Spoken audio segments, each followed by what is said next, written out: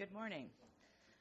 We're going to call the Special Corporate Administrative Services Committee meeting of Thursday, November 29th to order. I'd like to welcome everyone. Thank you for being here. We have a full gallery, as you can see.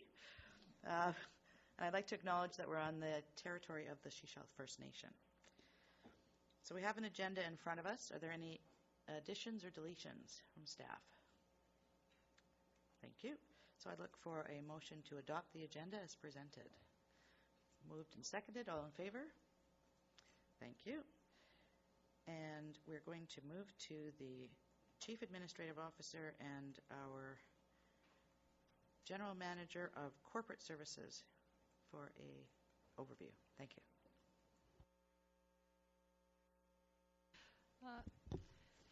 Thank you, Chair Seegers. So today we're going to start off with a presentation overview before we get into the reports, just to go through a little bit of the process, etc.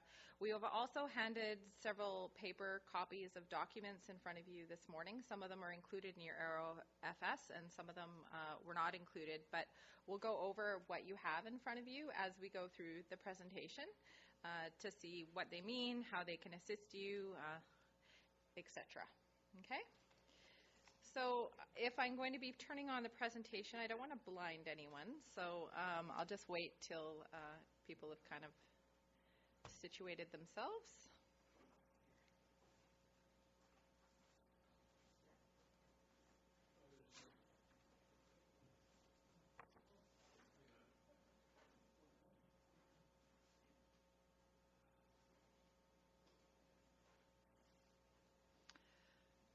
All right, so is everyone ready to go? Okay, we're going to start every meeting like that, I think. That's our new standard. So what we're going to cover today, and it kind of follows along the lines of the agenda, we're just going to go through a little bit of the financial overview. And again, this is a pre-budget meeting, and the purpose of today's meeting is to provide the board an overview of what's upcoming. So some of the impacts that are already affecting the financial plan coming up, some of the projects that are included today as far as what you'd like to see in the upcoming round one budget deliberations. We're also going to be addressing some of our policy documentation. So our support service allocation is reviewed on an annual basis. So this is going to be the first time that the board has seen this particular document. So we're going to spend a little bit of time on that. Our carry forward requests, we're going to be including some of those projects into the future financial plan, so we will discuss that as well.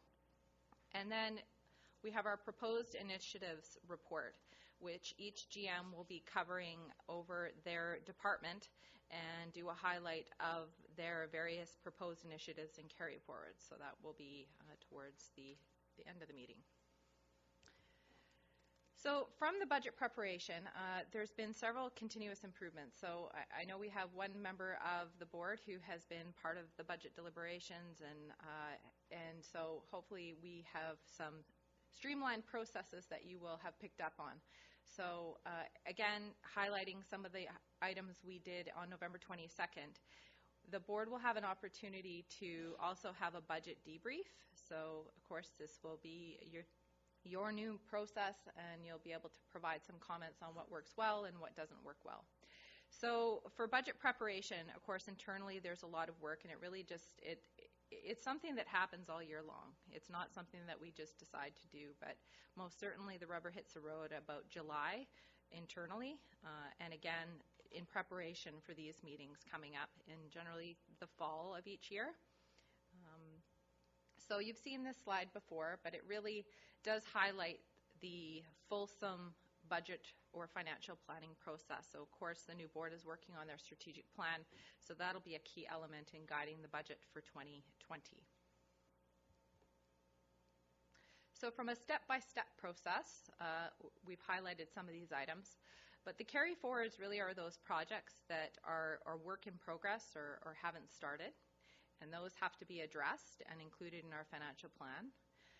Our proposed initiatives, so those are projects that come through various sources, and the departments will highlight where some of those come from. Some of them come from lots of plans or past directives from the board. We'll be talking a little bit about our capital planning process, but I would also try to highlight that this is more in line with our asset management planning process versus just focusing on capital plans. We'll talk a little bit about our human resource plan and how wage allocations are done, and this is a little bit different for member municipalities potentially, because we, in a regional district component, we really do budget down to the service level. So that is something that we'll highlight a little bit. Base budget refinement. So again, we understand that our base budgets or our operating budgets don't have any inflationary factors built into them. So they're status quo budgets that are reflected. And I will go onto our website to show you the 2018 budget so you have some context as to what I mean by some of these. Highlighted our support services. We'll go through the support service policy, but also highlight where you see that line item in the various budgets. We'll talk a little bit about our surplus deficits, especially in the context of our financial sustainability policy, and then we'll talk a little bit about some of the backup material that's included in your budget document, where you can find things, etc. So for carry forwards, there are 2018 projects that are needing to get into our financial plans. We also highlight them in some of your documents because it's important to understand what is already in progress from a resource perspective and a capacity perspective. So sometimes the philosophy is if something comes on, something else has to fall off, etc., because there's only a certain amount of time and resources for items. So that's why those are included. So we'll talk more about those. The proposed initiatives, so how are those generated is maybe a question that will come up. And some of them are, like I said, there's a lot of pre-budget work that comes ahead. They may be from corporate planning documents. They might be from asset management plans. They might be based on new regulations that have come up, etc. So at round one, you will see the fulsome budget proposal, as we call it. And that's really more of the business case. So what is the project in detail? What is the financial implication, the funding source, any future funding implications, etc. So again, we're going to be talking about how these are prioritized. So this is something that has evolved as part of our process improvements. And you'll see where the top rating category is mandatory. And with mandatory, we have imminent asset failure. So that would be an example of a roof is leaking. So last year we had a project for Roberts Creek Fire Hall because we actually had a leak in the roof. So that's imminent asset failure that would qualify. Regulatory compliance. So this would be something where we have some changes in standard that are mandated by a regulatory body. And we'll talk a little bit about what that looks like. And then safety. So again, is there any safety implications that we need to consider? So the last highlighted bullet point is business continuity. So those are the ones that will come to the board because they're service level decisions. So those are board level decisions. So those will come to you for decision. So they're not automatically uploaded into the budget. Those top three small bullets up there are loaded into your budget numbers, and that was a process change as well, because those items were coming to the board for consideration, and they would all just be approved because there wasn't really a whole bunch of choice in that. There may be some ways to deliver it, but there wasn't really an ultimate choice because if the Ministry of Environment says you have to do things that are landfill, we don't really have a choice. So now we're putting them into the budget, and there's not many, but they give an idea of where you're starting in your budget versus a false start when you're into round one. Does that make sense? Okay. So the other two items that were highlighted in the past were things that were identified in the strategic plan were the next priority. And of course, we know that that's really not a criteria that we're dealing with right now. Identified in the integrated 5-year plan. So that was an item that came out of the last board because when they came in 2014, the previous boards, so 2 boards ago, had gone through the last few years of adopting about 16 guiding documents. So the Comprehensive Regional Water Plan would have been one of them. The Transit Future Plan would have been another one. Parks and Recreation Master Plan. So there was 16, including some of the OCPs.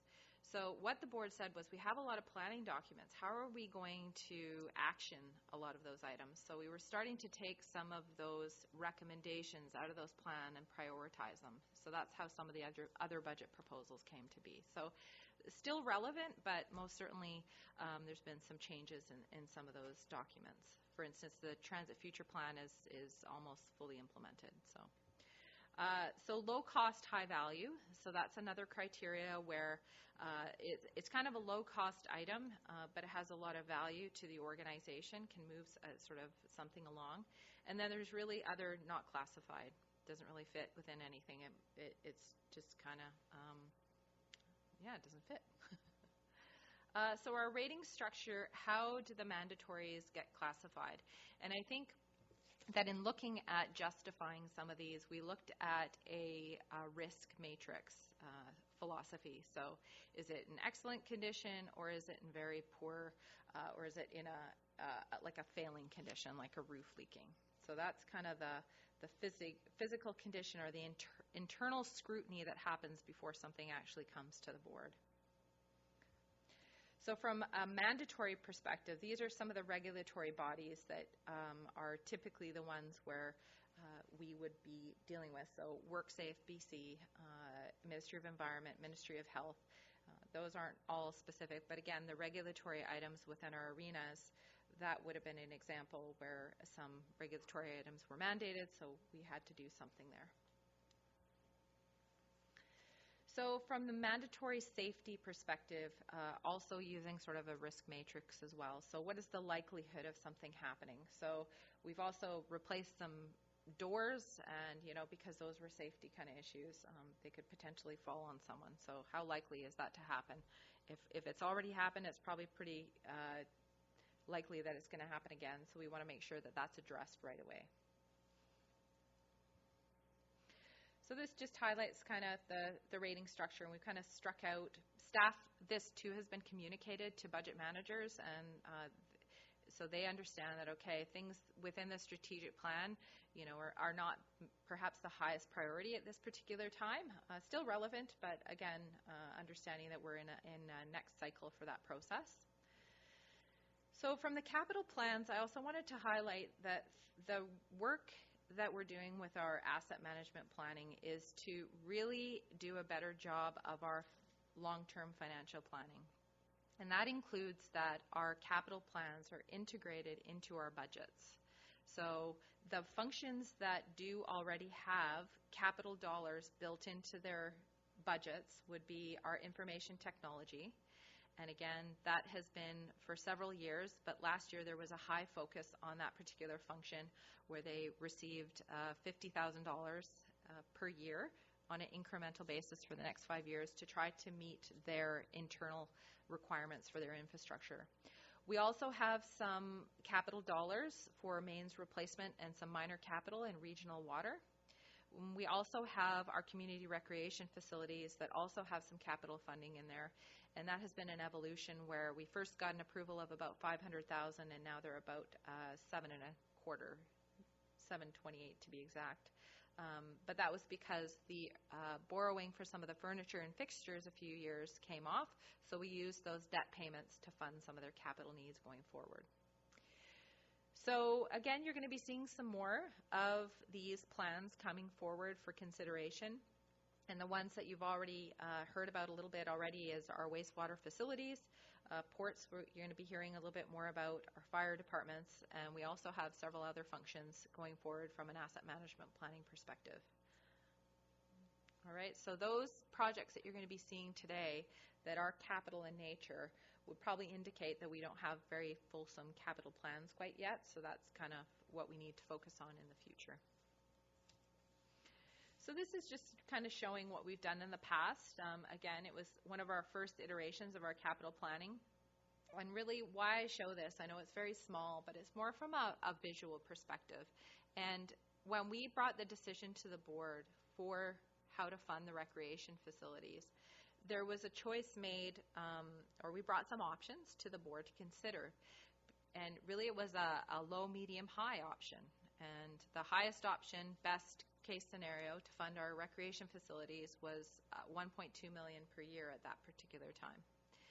The board chose to fund 500,000. So we knew we had a shortfall. So again, working on some governance as far as how that reporting and those decisions come to the board is going to be coming to you as well in 2019.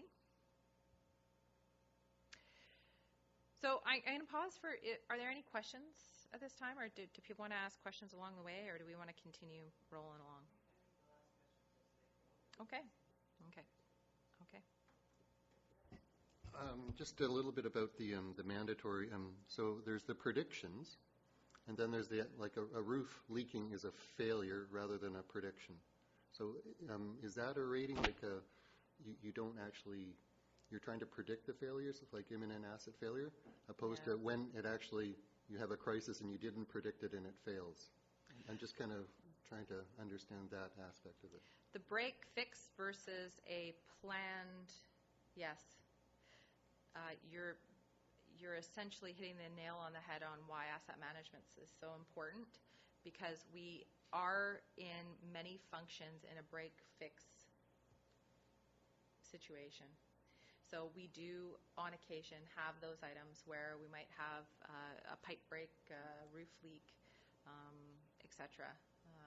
So as we work towards getting those condition assessments, so that's why we do have several condition assessments in progress currently. That's why that is a main focus. So we reduce those eminent asset failures and then work towards the capital plan. So you're going to see less, you should hopefully see less of those and more of those, here's this sustainable funding level. So you have a determined service level for that service. So how do you manage this transition? Like in terms of a budgeting perspective? So from a process perspective, if I could, from a process perspective, staff are working on gathering the information. So sometimes gathering that information can be time and resources. It might require hiring some consultants. So again, that would be a decision for the board. We're quite fortunate that we've acquired several grants for doing that type of work. When we've gathered those information, so taking the wastewater facilities as an example, we're going to bring to, okay, what are some of the choices to fund those? And those are service level decisions. And some of them are operational, so what do we need just to operate those facilities? And then the other is from a capital perspective. So how do we replace, what is the life cycle decision associated with that particular asset to deliver the service? So those are the things that we're going to be talking about in the first half of 2019 as it relates to the wastewater facilities. I would imagine we might have the same conversations as it relates to ports as we gather more information. We've done some work there, but again, we have some other things working. We also have several buildings that are being assessed from a condition perspective. So we're doing as much as we can within our resources, but we're trying, I think from the wastewater, is we're trying to take one service package. There's many functions within it, but we're trying to take one asset class, go through the full cycle, and then we'll focus on the next one. But again, focusing on the next one will be a board decision as well. Just within the functions or the service areas, do you build in a contingency for the unknown or unexpected, or do you fund that to the very end? It depends what service you're talking about. We have very little I would say we don't have contingency in our budgets. So in the case of many projects, if they come over budget, we're typically in this room asking for additional funding.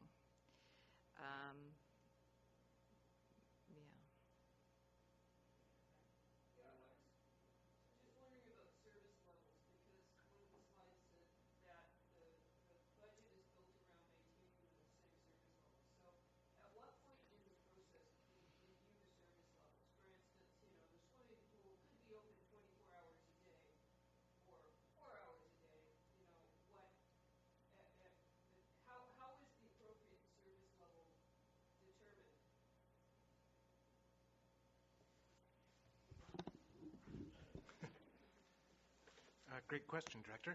So with many of our services, we have an established service level, and how it's established ranges from quite formal to what I would call organic and inherited. And so the process of reviewing those service levels is something that happens on an ongoing basis.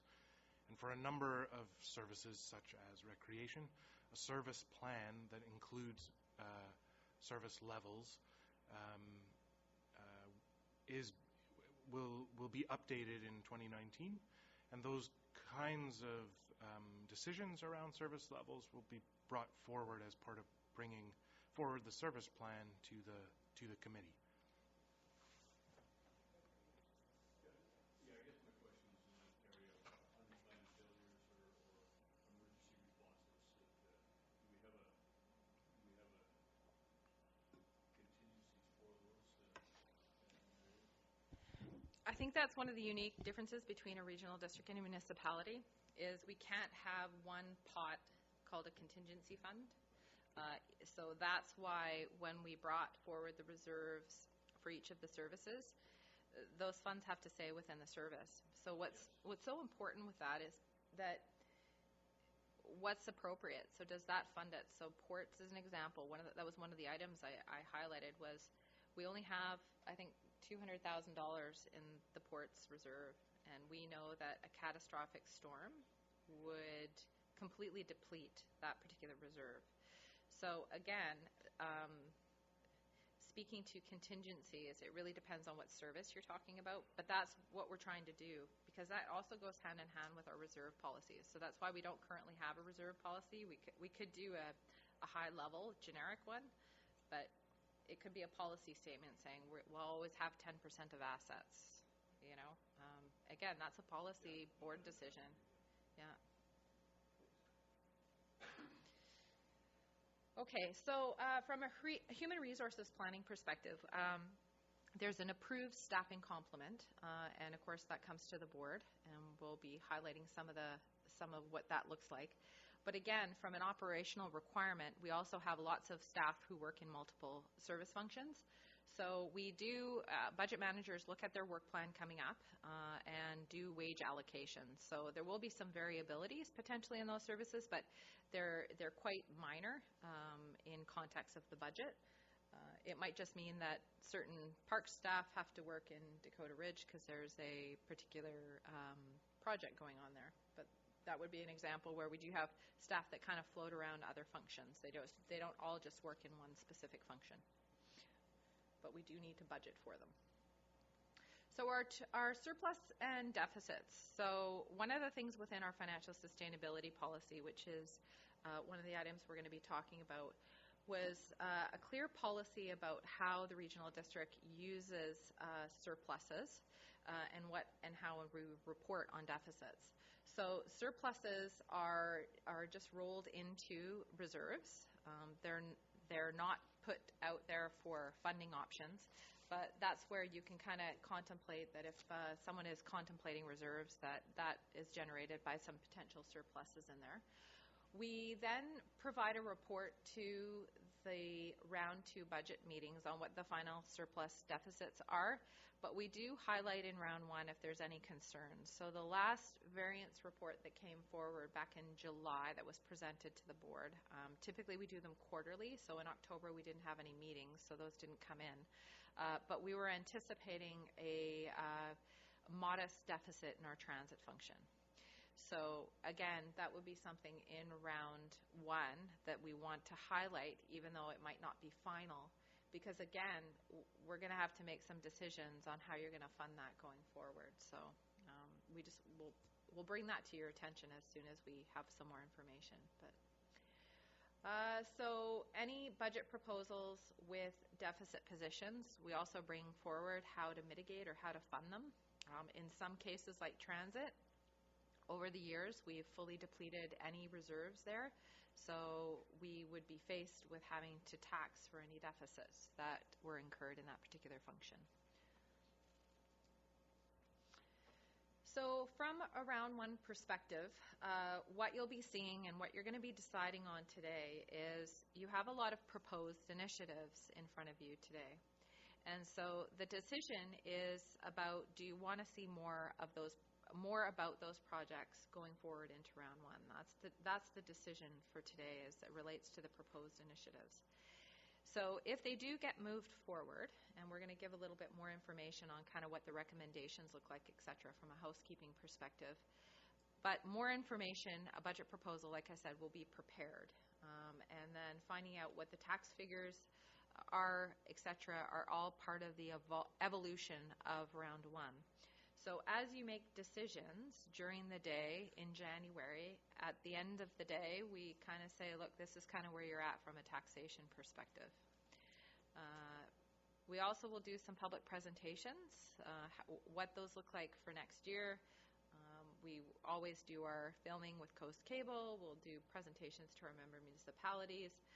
We're also talking about some community presentations, et cetera. So, of course, if there's any suggestions there that the board wants to make, we're open to those. And then round two is kind of when we do some final budget reviews and considerations. For this year, we do have a lot of information coming into round one, but also in January, you're going to be receiving information that will impact budget. So I think for 2019, we're probably going to be seeing a lot of decisions in that January committee time, February committee time, and then some of the decisions won't be able to be made until March. I highlight that now because some of our meeting structures, for instance, we only have one planning committee meeting before our budget meetings because of the training for the next week. So the infrastructure meeting happens after the round one budget meetings with corporate services afterwards. So it's sort of a meeting continuity schedule item. So just something to keep in mind. So the final budget adoption will happen on March 28th. Is that a typo there? Yes, it is. Yeah, so it's actually March the 28th. 2019, yeah. That's right. So if I could bring to your attention, I know you guys are not sitting at your table, but I gave you a preliminary taxation by area today. And so that's this little sheet here that you have, and you're all going to need binoculars to see it. It's a test. And so essentially what it has here is the draft preliminary taxation values with some items that are already loaded into the budget, so those mandatory items that are in here and some of the items that I'll highlight in the report later on. And so the big caveat with this one is that this reflects 2018 assessment numbers. We don't get the revised roll until January the 1st of 2019, and then the final roll is not actually done until March 31st of 2019. So those, we do have some of the non-market change values, so that would be growth that has happened on the Sunshine Coast or change in classifications, and we have a little bit of information on that. So again, understanding how each area pays on the piece of pie of each service, this might have some impacts going into the first round of budget. So what you're seeing now, if all things remain equal, meaning there's no dollar changes, you might see some dollar changes in your area based on assessments. So depending on whether or not relative to others, you're going to see a change up or down. So those you will see in round one. And again, from the bottom little part of it, you're also going to see there's some value saying overall change in taxation for all property classes. So some of the rule of thumbs are if you're seeing an increase of in area A, about 22,000 would be a 1% tax increase, right? So again, what you have to think about is if you're seeing a budget proposal for $100,000, you also have to understand that your share of that might only be 10%, it might be 20%, it might be 30%. So again, that's why, you know, you can try to do those calculations as you go, but it's not simple in a regional district because, again, you have to understand what the apportionment is. So have comfort because at round one, which I will show you what it'll look like, is you will see what your apportionment is.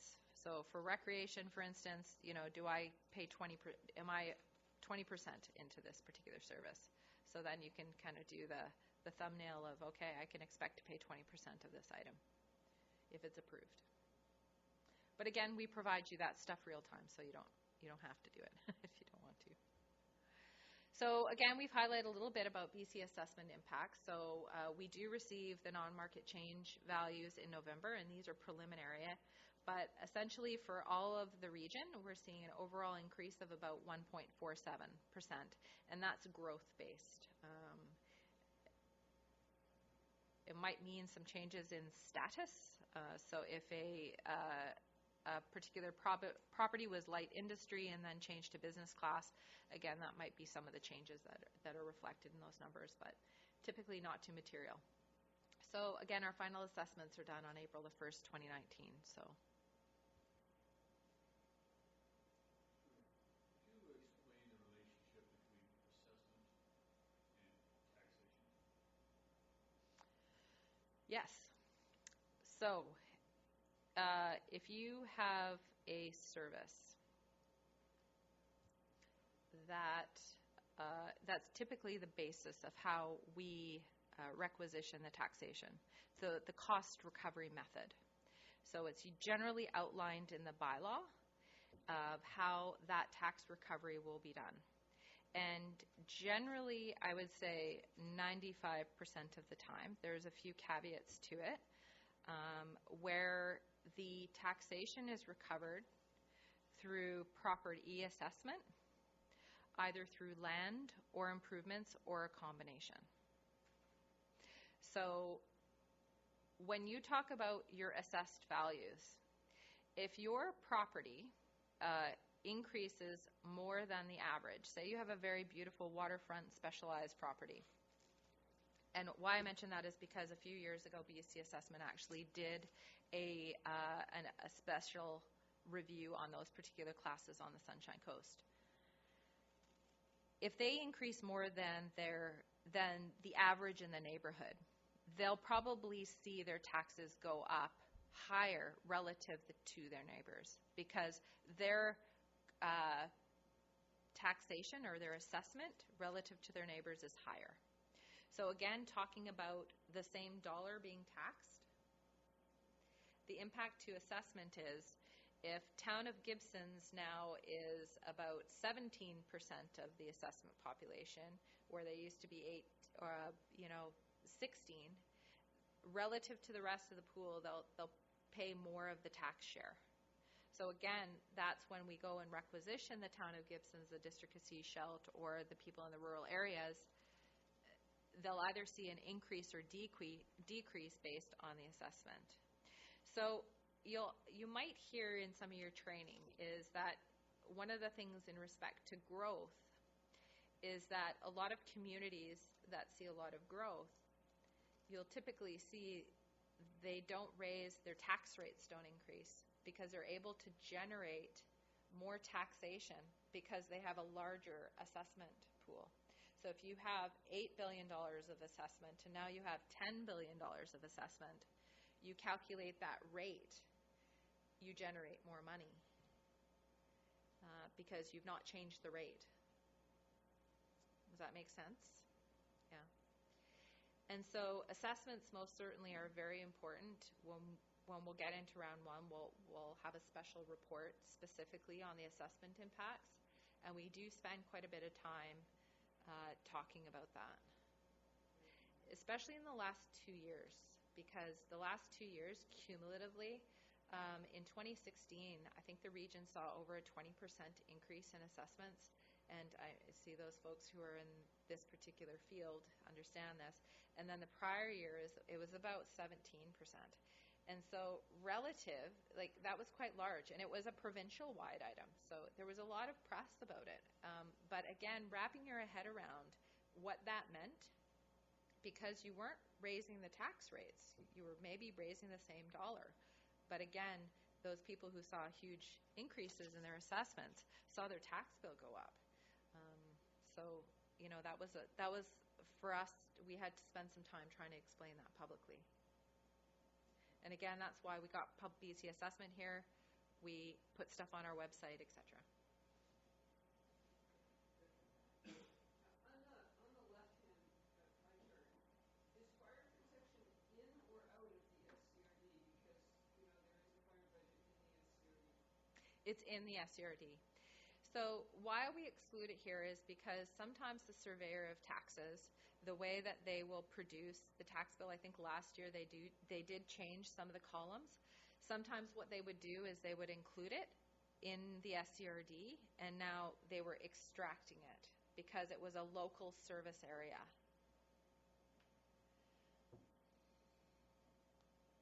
So so just talking to this particular slide, this one it's not up to date, but it gives you sort of an idea that when we talk about talking about the taxation by area, when we say taxation has increased, let's say 2% in area F, that's just the SCRD portion. So again, we're going to be talking about the regional hospital district in January. And again, that's a specific line item in there.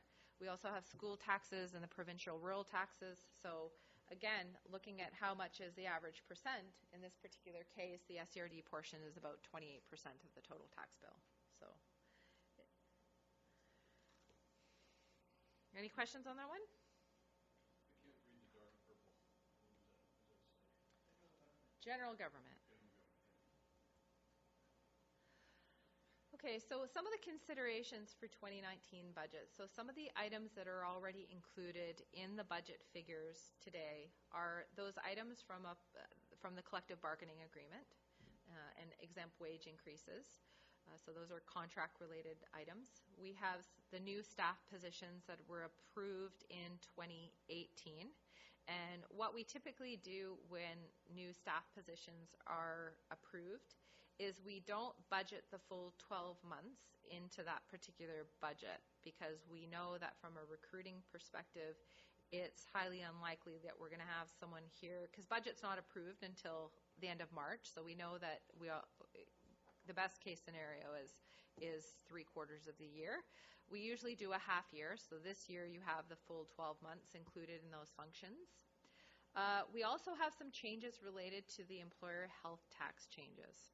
Now, if directors want more information, staff did provide some reports when that changed from the provincial government, and that's the change related to the MSP and how employers pay for that particular item. So for this year, there's quite a material change for 2019 to the regional district compared to how we were paying MSP premiums. So again, we provided a chart in that particular report. We also have a few contract increases that have been approved. So landfill-related contracts, etc., operating contracts for Dakota Ridge, etc. We also have the landfill closure funding. So that was $150,000 of taxation to work towards funding the post-closure liability for the landfills, for Seashell Landfill in particular. And so we've also highlighted some items, and we've talked about a few of these, that are going to be coming for consideration and could have some significant impacts to the 2019 budget. And that's for the curbside organics and recycling collection, which is being evaluated currently. The water projects that are coming forward, we have a slide on that one. And the utility rate reviews for water, wastewater, and our curbside collection. So again, we have to understand what the contract implications are going to be to try to generate a rate for next year. So that's scheduled to come on the January 24th infrastructure meeting. We also have protective services budget. So again, there's been some reviews done for the protective services, so more to come on that in the new year. And then from a timing perspective, the BC Transit Annual Operating Agreement, they are on a different fiscal. They're on the provincial fiscal, so that we're on a calendar fiscal, so January. So that typically the draft comes in the fall. So we just received that annual operating agreement, so we're going to be bringing forward a report as to what those drafts look like for next year and what impact that might potentially have on transit. All right, so from this particular slide was provided during the orientation, but it really just provides sort of a public-facing update for the timing on when people can expect to see some of these projects.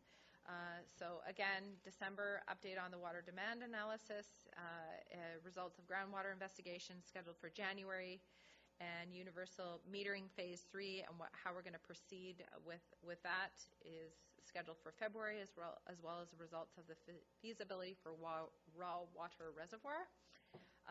March is an update on the provincial permits for Chapman Lake, and lastly, water sourcing policy coming in April. So those are all, I think, scheduled for the infrastructure services committees. So I'm going to pause now because I'm going to move on to the financial sustainability policy. Are there any questions before we kind of move on to that? Okay. So the financial sustainability policy has been provided.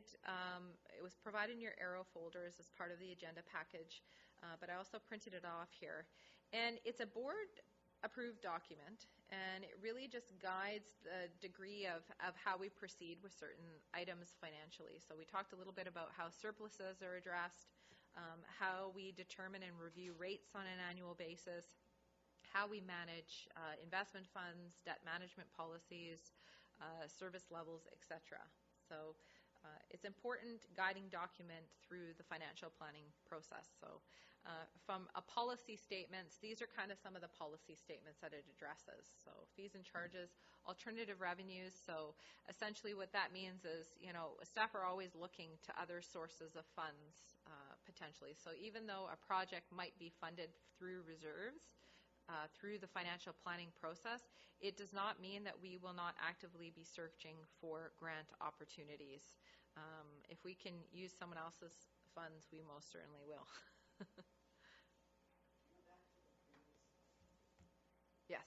So, given that you said that we don't typically have enough reserves to manage ongoing asset replacement as required, what this says is we will not increase the general tax burden relative to the economy in which you operate. So I don't see that the two actually go together.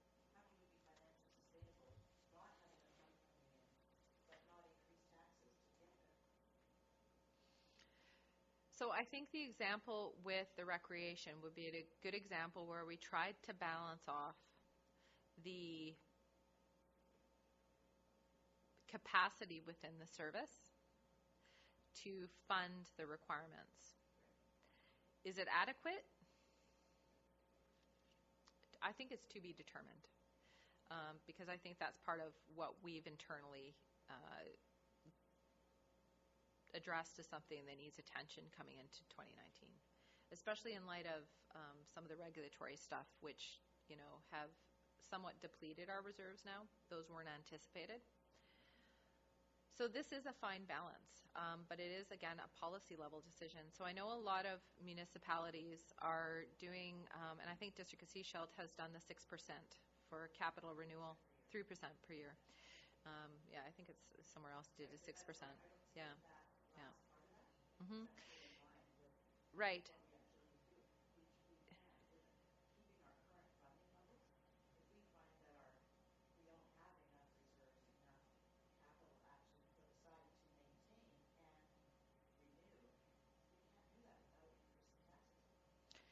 So I think that will be part of the hard choices as more information come. So we showed you the slide of 2013 values. So you just have to do simple math really to understand that no, unless it's an aspirational policy statement. It's the goal you want to work towards. I think in a regional district, it's always a unique challenge, and I think that I'm not sure if in your particular sessions in your local government training that you're going to be coming to, but I know most certainly from the government finance officer's perspective, regional districts, I think, are unique in this particular situation because each service is within its own basket, so each one has a different story. So to do that 6%, we might be able to do that, but how do you apportion it fairly and equitably? So I think that's why it is a unique way of how we have to approach asset management and financial sustainability, because it depends what service level. But I think this is where there's a lot of work happening internally, but even what's being talked about from regional growth strategy as an example. So, if you grow, what is it going to cost for that growth? And I think that's kind of what this speaks to too. Can you afford the growth? Can you afford what you currently have?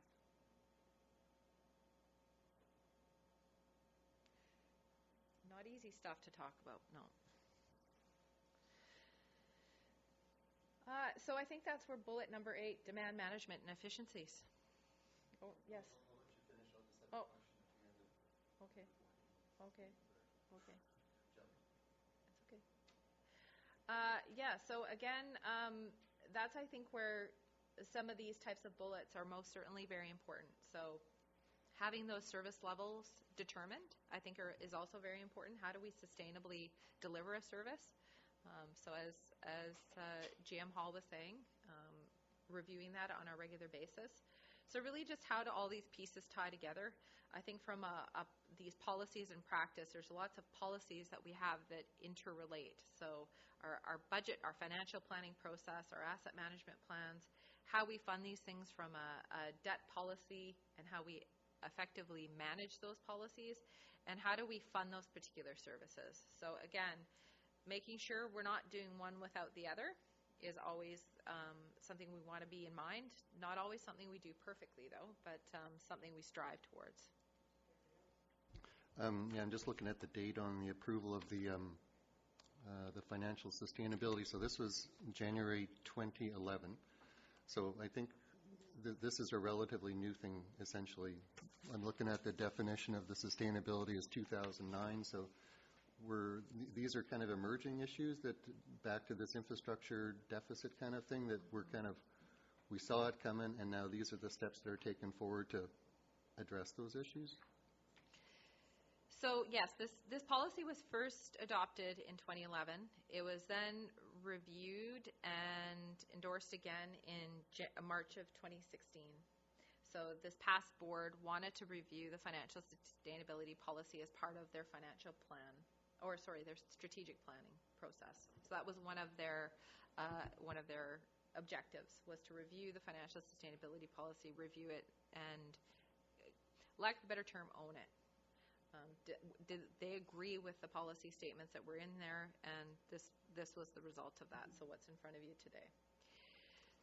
So from an emerging perspective, I would say yes. So asset management, I would say, even though asset management really is something that any good business owner would do, local governments, I think, we're trailing in that regard. So we weren't recording assets until 2009 with the tangible capital asset policy. We were just revenue and expense, and they weren't recorded. So in 2013, 2014, you saw a real movement to, okay, how do we fund those particular assets? So you heard more about the infrastructure deficit in Canada. You saw then correlating funding coming with it, and mandates and policies from the federal and provincial government. So yes, it's an emerging item. In all local government, there is a significant focus, and I think it's critical to ensure, to Director Seeger's point, can we afford it all? And those are some of the things that some of my colleagues have had with some of their councils is, you might not be able to afford all the things you have. And if you have, then how are we going to pay for it? So before 2009, regional districts are kind of on cruise control. We weren't. All public sectors were. Oh, so okay. That included hospitals. It was Canada-wide. It was the federal government. It was hospitals, schools, you name it. It was every Crown corporation. So this was Canada-wide. So again, from a public sector accounting standard, this was quite a significant project. So we had a few years to do it. But again, and we still find assets that we didn't know we owned. It's still an emerging item.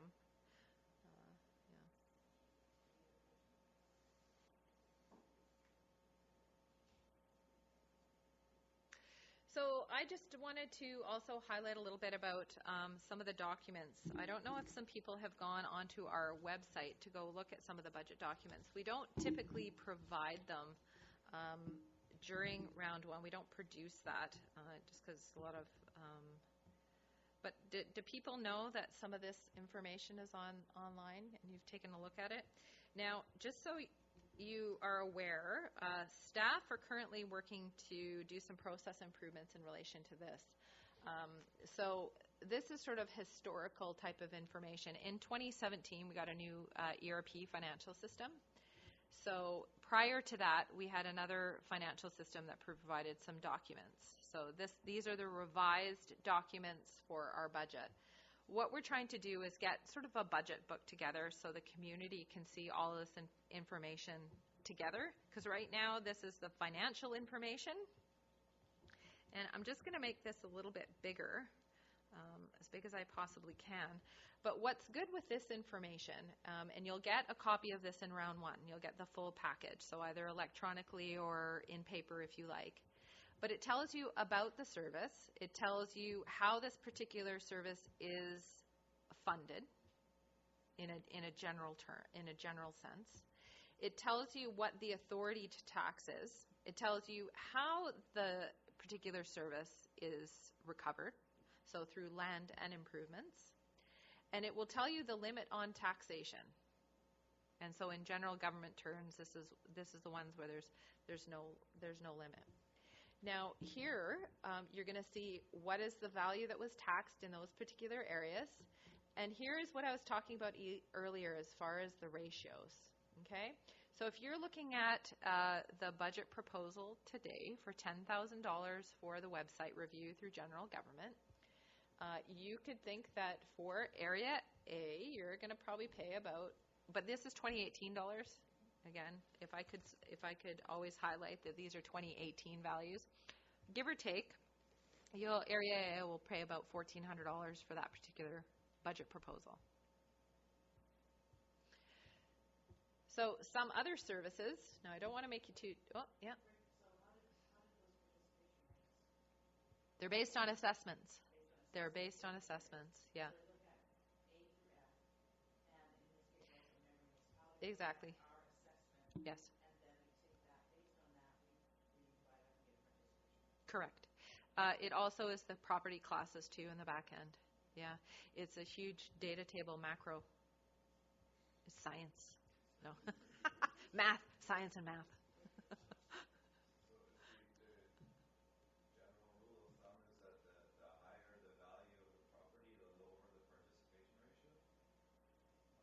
No, the opposite. The opposite. Mm-hmm. But it's all part of, so, okay, there's lots of caveats to saying that, though, because it really depends on if you're in Area D in particular and you're a property that is on, Beach Avenue. But generally, Area D's assessment didn't go up because this is one of the cases from last year. Area D relative to everywhere else, they didn't have as significant an increase from a market value. So again, market that's what you're going to see in January. You're going to see the market changes. So, I mean, some people kind of have a pulse on where market conditions have gone. So it's going to be how is that fared relative to all the other areas that you participate in. So it really depends on the pie you pay in that currently. Because, for instance, ports, again, that one only has 4 participants in it. Or 3? 4. 4 participants. So, again, general government has all areas participating in it. So if you go to a service where, okay, I don't want to make everybody dizzy.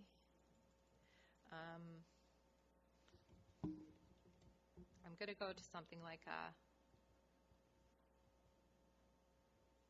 community recreation. Or, well, Hillside's not a good one either.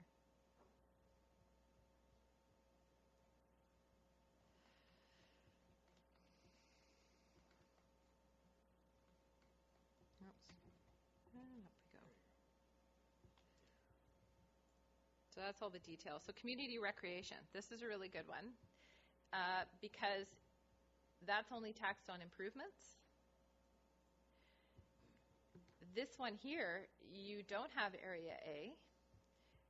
You don't have the islands either in here for Area B and F. So again, you're going to see District of Sechelt pays, in 2018, paid 32% of that particular one. So if you have bare land in Sechelt, you wouldn't pay for this in any of these particular areas. But if you have land and improvements, or improvements only, then you're going to pay 32% of that particular pie. Okay, and so the budget document too, it also shows you, yeah, limit on taxation too. So why is that important? Because a few years ago, and I think this was in your time, where we actually had to raise the limit of taxation. So what happened in, I think, about 2013, this is like SERD staff trivia. We had to raise the limit by law, so we were approaching the limit that we could tax on that. And why did that happen was multiple reasons, and maybe it was 2012, because what happens is if assessments decrease too, like with the economy, they really plummeted. And so what happened is the tax rate, because we didn't have the pool to draw from, it started to reach the limit by law. And so we had to raise it because we needed to raise taxes, because we also had some big repairs that we had to do, and we funded through taxation. It was the Sechelt Arena and the Gibson's Pool. We had the HVAC and the roof replacements at the Gibson's Pool. So we had lots of capital projects that we couldn't fund. So we had to raise the limit, and so that's a process. You have to go through, public. In this particular case, you have to go. The municipalities need to give consent, 2/3 consent.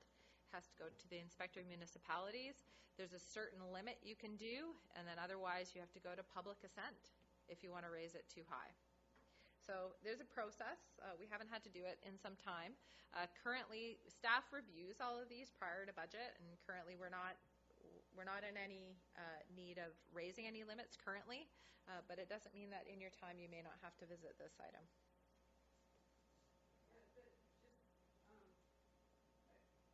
My recollection is that the Gibson's Library, for instance, which is funded by bylaw, has a limit on taxation as part of the bylaw, whereas the Sechelt Library, which doesn't have a bylaw, has a different process. Is that correct? Correct. Do we want to broach that tomorrow? Tomorrow. Okay. So from a funding perspective, there is 3 library services. So we have an Area A library service. They pay towards the reading room and towards the Sechelt Library. Area D has their own library service, and they pay Gibson, Sechelt, and their own reading room. And then you have Area D. Area B just pays towards the Sechelt Library. They all have a limit on taxation for that particular service when it was established, but we don't have a Sechelt Library service. So that's why we've got it's a little bit different. Where with Gibson's, Gibson's has its own library service. However, Area D is not part of that service. So we have lots of nuance. Thank you. That was the word I was thinking of. Yeah. Basis of that proportion, and so parcel tax is not taken into that. Correct. Can you just kind of say a little bit more about the parcel tax, and particularly with respect to recreation? Okay. Careful. We're going to get dizzy. Okay, so I'm just going to pick North Pender Water. So actually I'm going to go to this page here. So here you see that frontage and parcel tax. When you are looking at this particular page here, this is ad valorem taxation. These are the rates, etc. which means it's based on the property and assessments. Parcel tax is like a frontage fee. So it's a different calculation. It's one set rate. It's like a flat tax. An example. The hospital would pay the same parcel tax as My house. Yeah, exactly. So it's a flat tax. So they're different philosophies of taxation. In our particular case, in most instances, parcel taxes, community recreation, Pender Pool, it's not a fine science with our water and wastewaters, but they generally pay for debt or capital. That's what user fees pay for. So again, you're going to see right here, user fees and service charges. So those of us on the regional water system, we receive our user bill. Our parcel tax comes through our tax bill. So there are two different fees. And so you don't pay a user fee if you don't receive the service. You don't pay the parcel tax if you don't receive the service. So again, that's some of those conversations we have with people. I don't get people on upper highway of Roberts Creek. I don't get water, so why am I paying? Well, actually, why are my taxes so high? Well, actually, you don't actually pay for that if you don't receive it. And there are some parcels which are exempt from parcel tax, like Class 7, 5-4 signs are not in. Yeah. Now you're getting into what BC assessment I'd like to do for you. Yeah. They do a lovely presentation, and they get into some of those types of nuance because, again, with IPPs, same type of thing with school tax, those types of items within each property class. Yeah.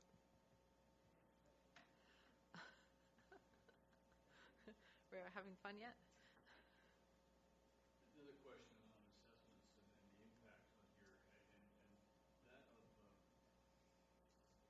of exclusions. So when the town of Gibson's will agree to exclude or somebody with property tax, a church, for example, Yes. the value of that church is still in the assessment. So does that assessment value, is that the assessment value that's used here, or is it the so that the rate, our rate includes the value of that church assessment?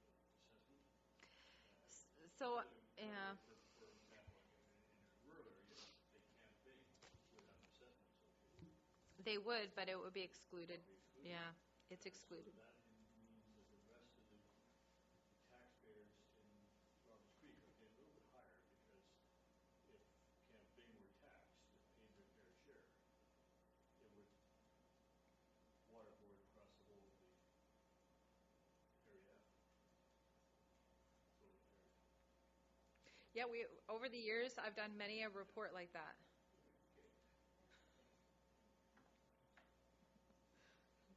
and area E probably doesn't have a lot of exclusions.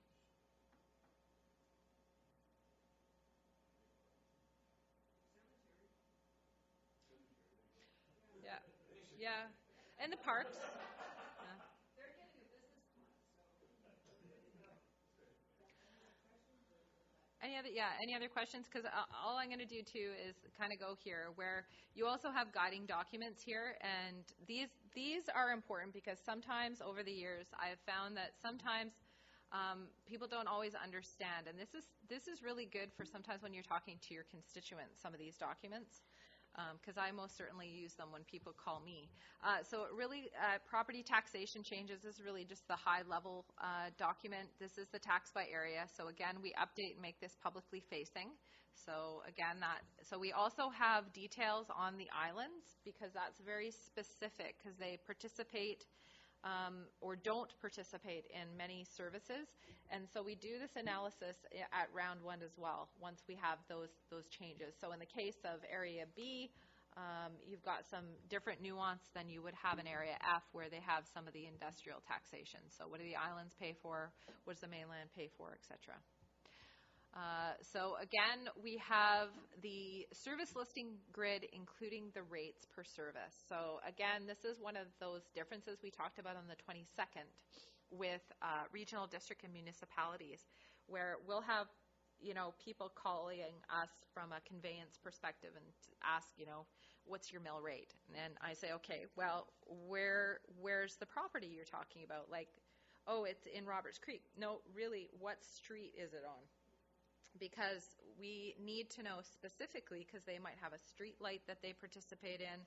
They might have something else. So we need to know exactly where a parcel is to find out what it is. So again, when you look at this for yourselves, you also have to understand that it depends where the property is situated. So we have the rates for each service. And we also have those ones where our local service areas at the bottom too, like those street lightings, the recreation, because those are taxed a little bit differently.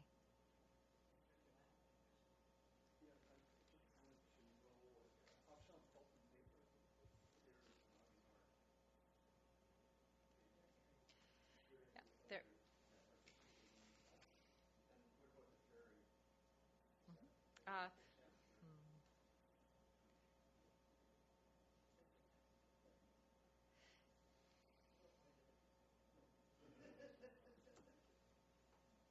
Yeah, so a few years ago, the BC Ferries did a very public appeal against BC assessment.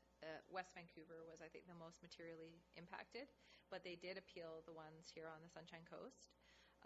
There has been some changes last year related to that, so I think in 2019 you'll see the impacts where some of that softening happened.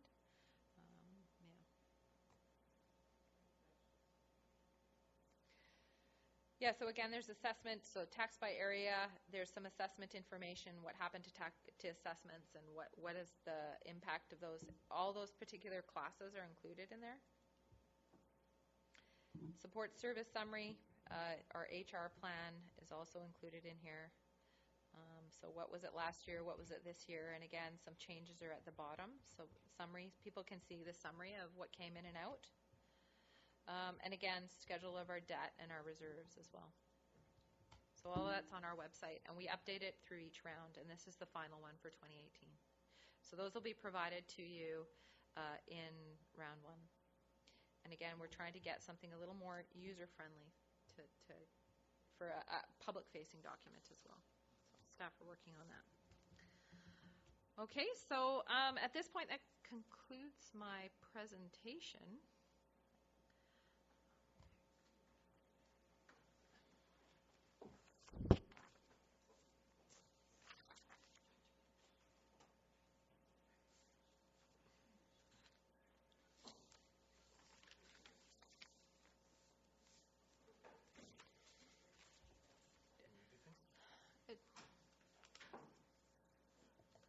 Chair Seegers, would you like to take a break, or do you want to move on?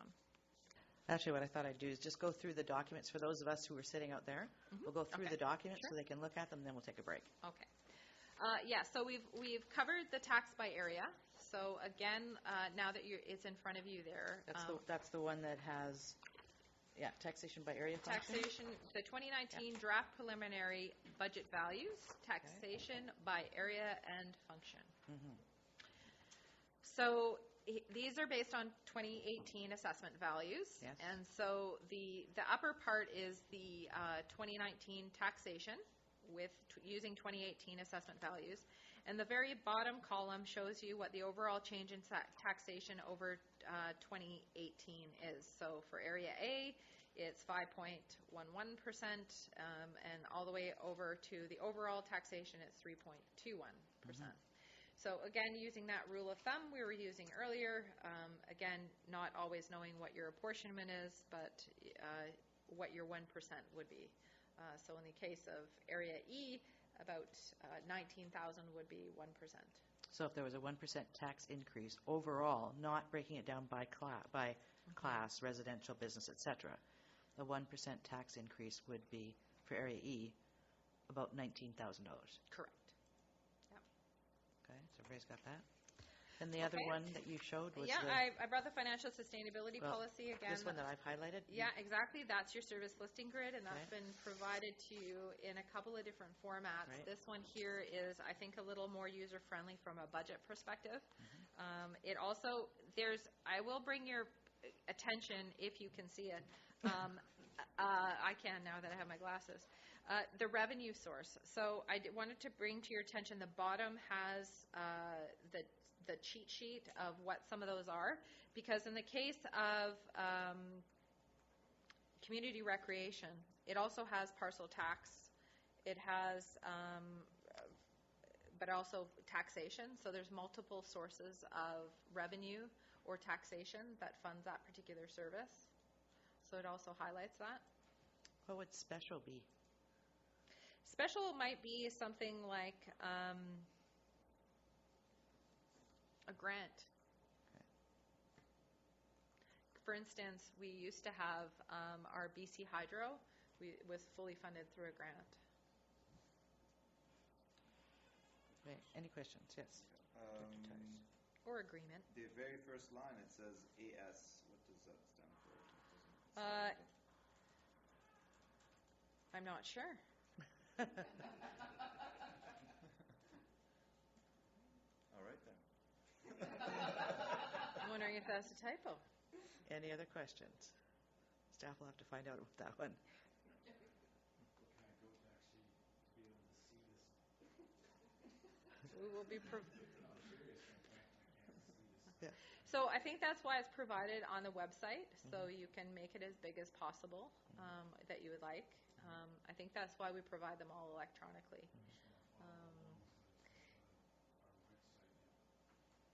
Okay.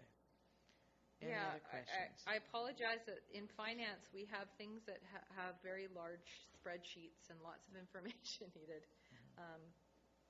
Sometimes we print them on larger paper, but we can if that's required.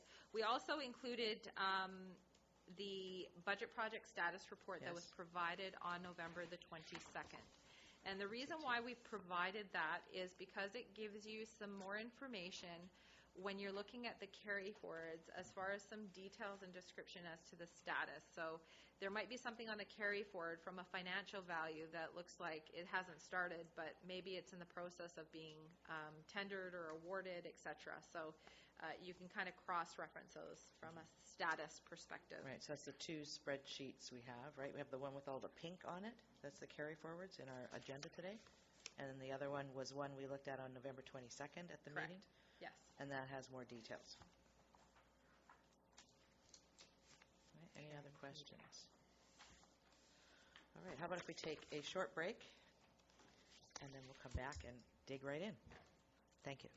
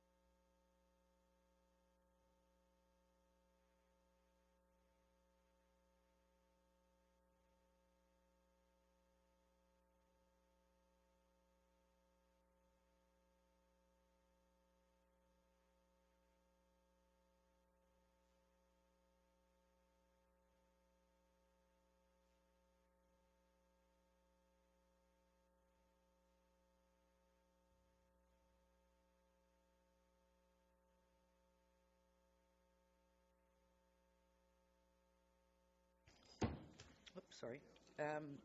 First, I'd like to have a motion to accept or receive the presentation that we just saw. Moved and seconded. All in favor? Thank you.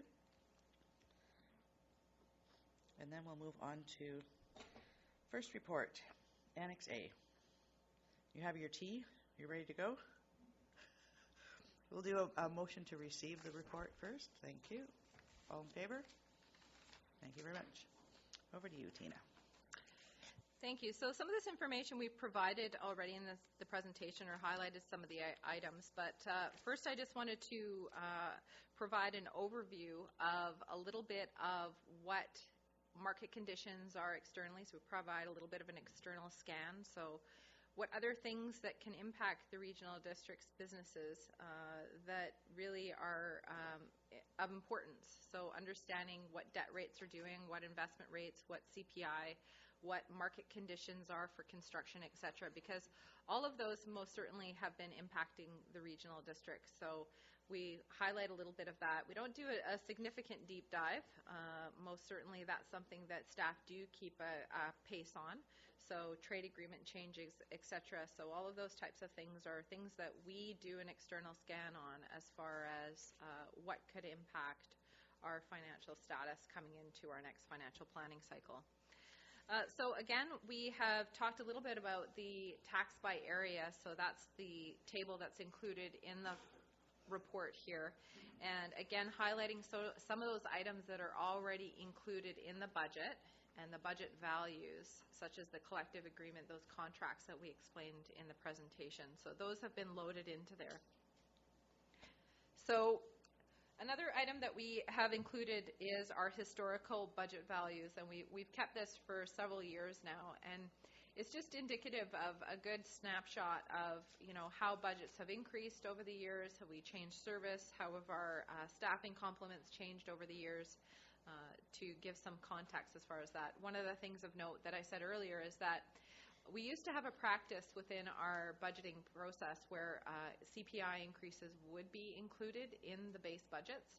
So, you know, if we have to buy materials and supplies today, can we buy those same materials and supplies tomorrow? I just wanted to highlight that the Regional District Board has not given any CPI or overall inflationary increases since 2011. So it's been status quo budgeting since that time. It doesn't mean that some of our operational budgets haven't increased, but typically those have come forward as those business continuity proposals. That might be one where you see we need some base budget increases because the cost of doing business is outpacing what we can currently afford. We haven't really brought forward any particular overall would have been a proposal for hydro increases. So we did do an overall report that those increases were mandated, so we built those into the financial plan. So those are just some of the examples of inflationary increases that we built into there. But again, if you looked at a budget in 2011, it might look very similar to what that operational budget is now. The only caveat would be collective bargaining wage increases would be the most material change. So in some functions that has had an impact, so we might hear some more about how we address that going forward through the next few years. But I just wanted to bring that to your attention. Other potential impacts, we've stressed most certainly these items as far as understanding what's still to come forward that will have some financial impacts as far as our timelines, et cetera. So I'll take any questions if there are any. Directors, any questions? Director Hills? So why was do other regional districts build in the CPI into base budgeting? Staff? Every local government's a little bit different. From our perspective, we've had several instances where some significant surpluses have been generated. And through various scenarios, there's different reasons why. And so as we work through these plans, when we do a deep dive in each particular service, that we're trying to understand why are those surpluses being generated. In some cases, in the wages, we've just had staff vacancies. So if you have one or two staff vacancies, you can generate a pretty significant surplus. But maybe in the operational side, you spent all your operational dollars, or you didn't have the resources to spend all your operational dollars because you didn't have the resources to do the work. So every situation is a little bit different. So I think from a business case perspective, we're working towards answering some of those questions. That's why you're getting kind of one-offs right now, is we're trying to mitigate where we can right now until we do that more comprehensive work per service. Any other questions? Thank you. Let's move on to the next report. So Annex B, this is a report on annual support service allocation policy review.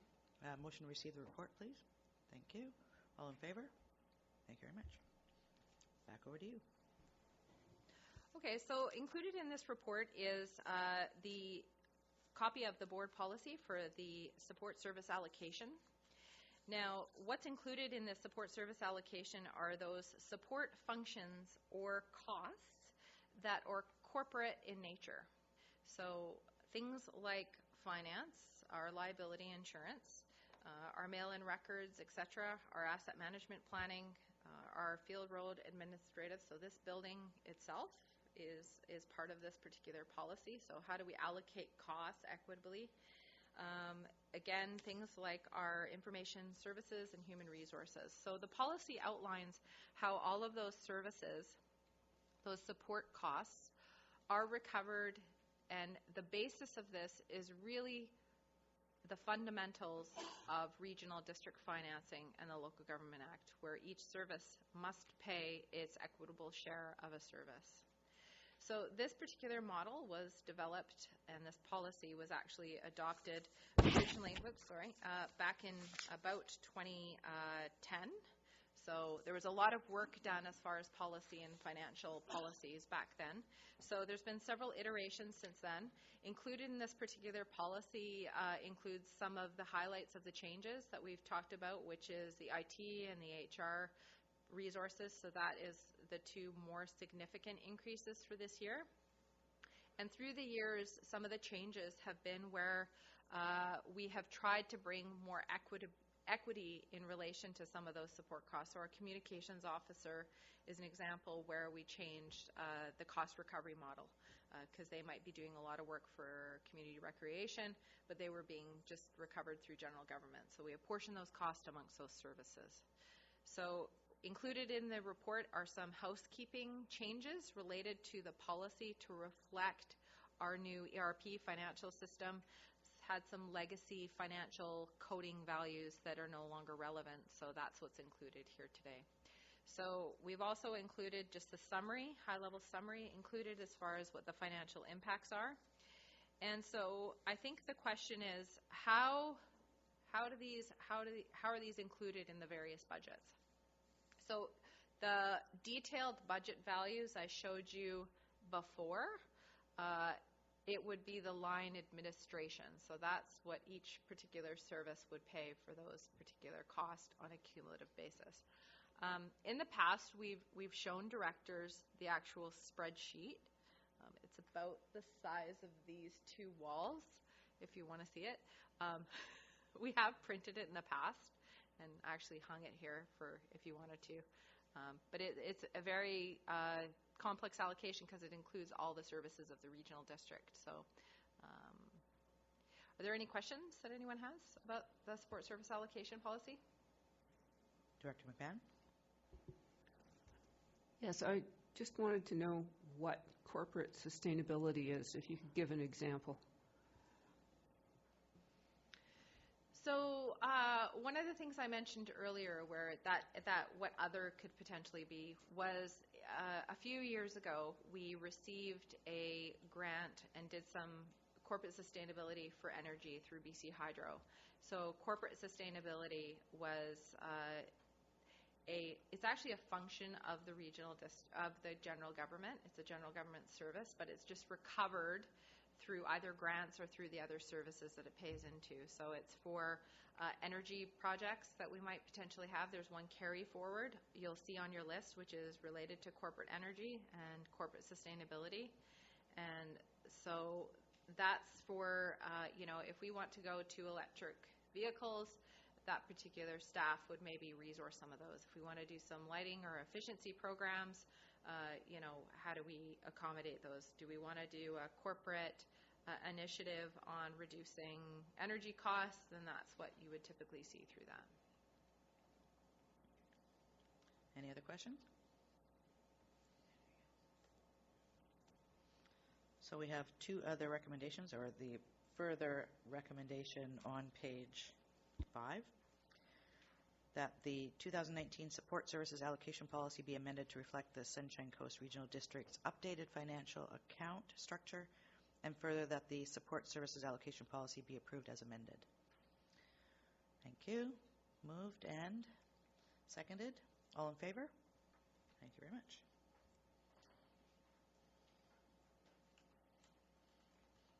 So Annex C, we're getting into the carry forward project. So first, a motion to receive the report. Thank you. First, second. All in favor? Thank you very much. And back over to you, Tina.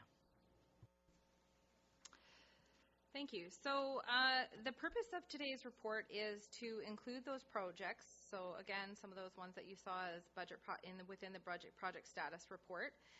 And included in here are projects that are anticipated to carry over into the 2019 financial plan. And because the financial plan is not adopted until March, this would be the authority for staff to continue with those projects ahead of the financial plan being awarded. So we also have a recommended change to the recommendation, so just to make it a little bit clearer, and the recording secretary has that, so if we wanted to address that at some point, she can read that off for you. It's just to provide a little bit clarity, because what also staff are including is a few projects which staff are not recommending to carry forward into the 2019 financial plan. The first one relates to the Phase 3 water metering project. That project was approved in the 2018 financial plan to be funded through debt.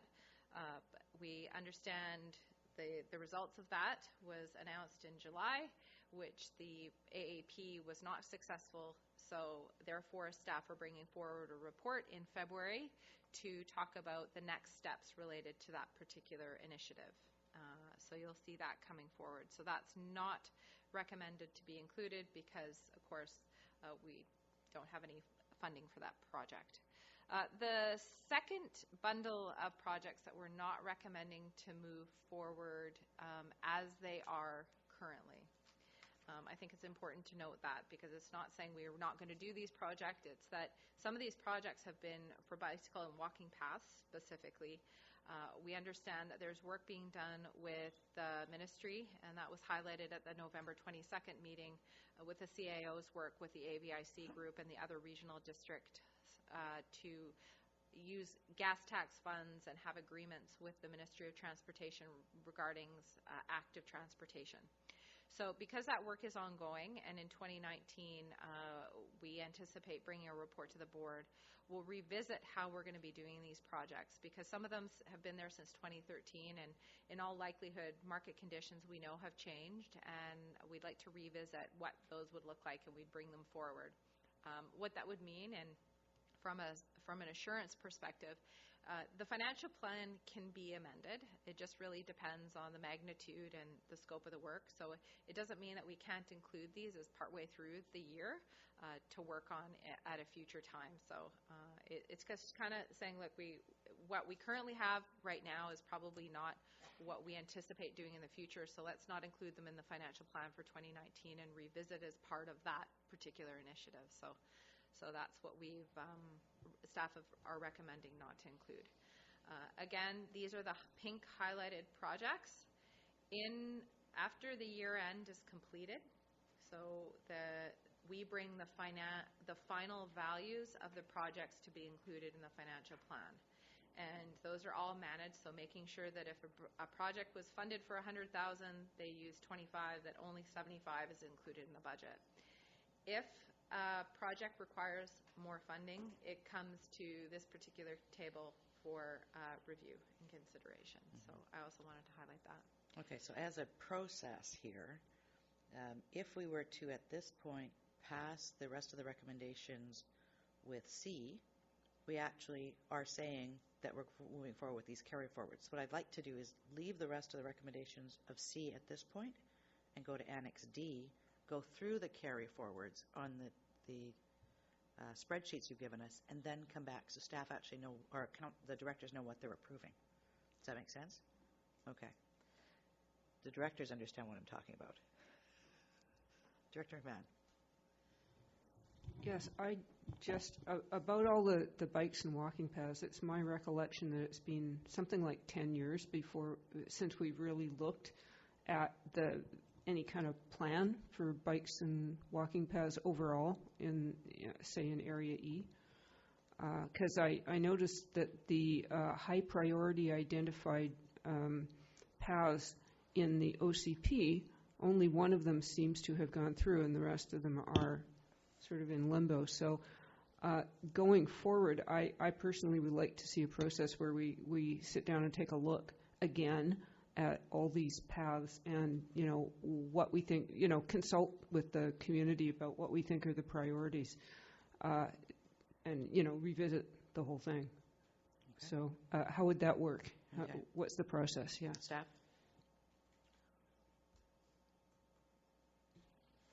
Thank you, Chair.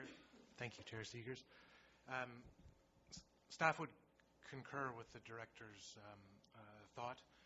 An important variable moving forward will be the standards that are articulated by the Ministry of Transportation, which will then impact what can be done on the ground practically, and of course that would bear on whether plans that are older would even be feasible at all, to say nothing of the other changes in the community that might need to be considered. Thank you. So timing would probably, once this other agreement is sorted out, then we can look at revisiting, right, and see what we can move forward. Director Lee? See if I can make this thing work. If we don't put it on our budget, are we going to be told there's no staff time to work on this when we do look at it 3 months from now, 4 months from now? Their staff?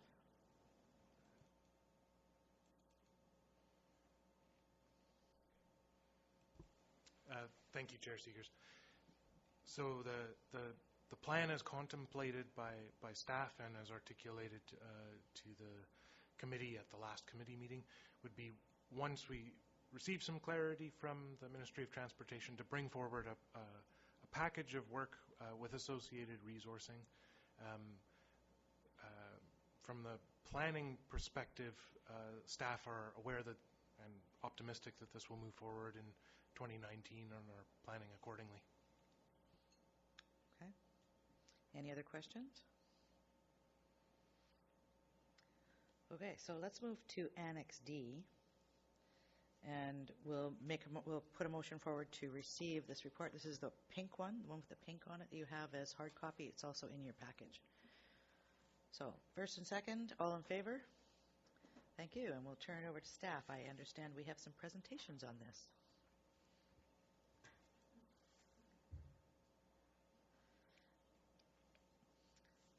And one second before you start. I don't know how much time you've spent with this document, but if you'll notice on the first page, in blue at the top, it says corporate services. So what staff have done is actually grouped all of these items by area. So it's not necessarily the same order as what you're going to find on this other document. Sorry, Annex E. Am I on Annex E? E is the report. Is that right? Yes. E is the report, yes. Or the spreadsheet. Right. Okay, so we're going to be going by category or by department? Yes? Thanks. Yes, so included in the report is to give you a little bit of context related to the sheet and how you're looking and how it's structured. So the sheet included in the agenda today is segregated based on the departments, so corporate and administrative services, planning, community development, and infrastructure services, and that sort of follows our committee structure. So that's how each of the blocks of proposals and carry forwards will be presented, and each GM will be speaking to those particular ones from a high level perspective. The pink ones highlighted in here are the carry forwards, as been highlighted. The ones that are not highlighted are the proposed initiatives that are being brought forward for consideration. Now, what happens from the housekeeping minutes perspective, is that the recording secretary actually makes a note, and I think that the focus would be more from the exception versus the rule, meaning we would like to hear about are there any proposals that the board does not want to see in round one? I don't know why this is doing this. Trying to do two things at once. Sorry, didn't mean to blind you. And then are there any items that you don't see that you would like to see in round one would be the question, I think, at the end would be our recommendation. And then staff can talk about what the process would be for that. We've also highlighted again the rating structure here. So the items here for consideration are, it shows you the category. So it might be other, it might be mandatory, business continuity, etc. So those categories have been included as well, and they're kind of highlighted in gray, depending on what version you're looking on from the colored perspective. And that's kind of halfway through the page.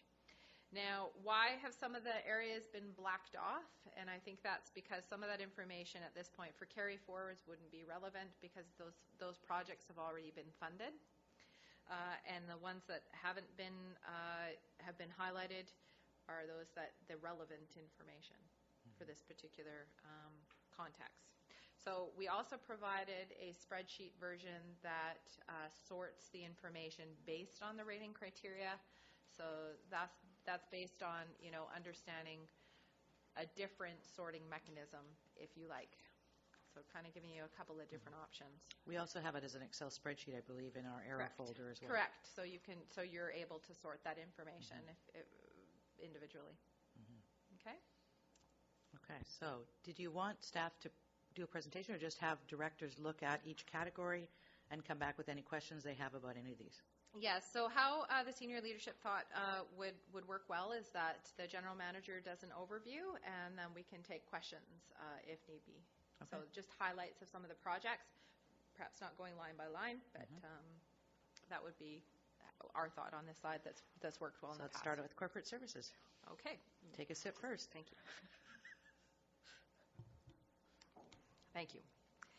So for corporate services, this includes corporate and administrative services projects. So that would be items that would be looked after some of the support services, but also with our senior manager of administration and legislative services. So included here are about 7 projects that are carry forwards. And those are projects that have been approved in the past or are currently a work in progress, such as the strategic plan, the corporate space planning project, which I understand the board is going for a tour amongst our facilities on December the 6th. So I think this will be one where you'll get a little more context as to why this was approved in the past. This particular project is out for tender currently, so we should expect some results of that sometime in the new year. We also have some projects related to grants, which are asset management planning. So we were very successful with a gas tax strategic priority funds to fund some asset management related projects. So that's ongoing and should be completed in mid-2019. Could you go by the numbers? Use your microphone, please. Sorry. Could I request that you go by the numbers so that as you're moving along then, are we still just talking about 110 at this point? I'm talking about the whole bundle right now. Oh, okay, the whole bundle. So just doing sort of a highlight of what you're doing, not going line by line. Okay. We can come If back that to would line be the by wish of the committee, we can do that. But I'm kind of just giving you an overview of what you're seeing. What we'll do is once you've done the overview, we'll give directors a few minutes to look through it and see if they have any particulars that they'd like to talk to. I'm sorry, I was just looking for what you were talking about and I couldn't find it. So Thanks. I'm within the first part, just under corporate services. Okay. Yeah, so from corporate services to the green line at the bottom there. So again, just highlighting some of them. So some of the proposed initiatives that you have, there's 3 of them there. So there is one related to the website upgrade. So this particular one is proposed in a 2-phased approach. One is to do sort of an assessment and feasibility and to bring some options forward as to how we could move to upgrade that particular project.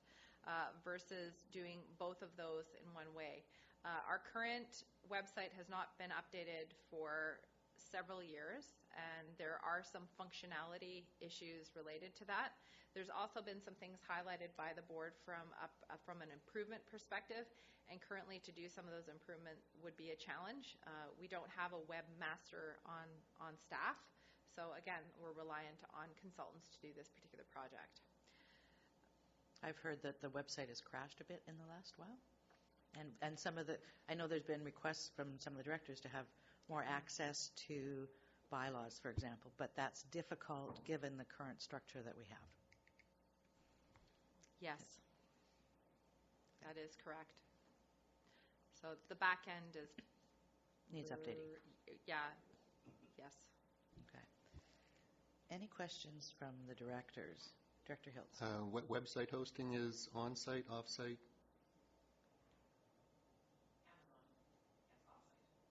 Amazon. Okay. Okay. Any other questions, directors? Director McMahon? Yeah, I had a question about the bylaw enforcement. I know that there are some special, is it functions or services for enforcement of particular bylaws. That seems, I mean, do they keep track of which bylaws they're enforcing? This seems complicated. Through staff? So again, from a regional district accounting perspective, there are different services established, different regulatory services, and so bylaw enforcement staff would track against, say, for example, smoke control versus bylaw enforcement in general. Does that answer your question? I think your question is, do they keep track of how many times they are looking at short-term rentals or dealing with dogs or dealing with... Yes, they do. Actually, what I was thinking was, do they have to budget for each different subject that they're enforcing? Because that would get awfully complicated. Can't you just do general bylaw enforcement? Okay, so I'm going to answer this inside of what Tino said before. So we looked at that, looking at splitting up the functions or the cost to the various areas. So when they keep track of the bylaws that they enforce, that's how their wages are actually allocated. It's not saying I'm going to spend, 10 hours doing short-term rental control. They look at it retroactively, like after the fact, and then allocate the wages. Is that correct? You don't say we're going to spend this much time in this area and this much time in that area.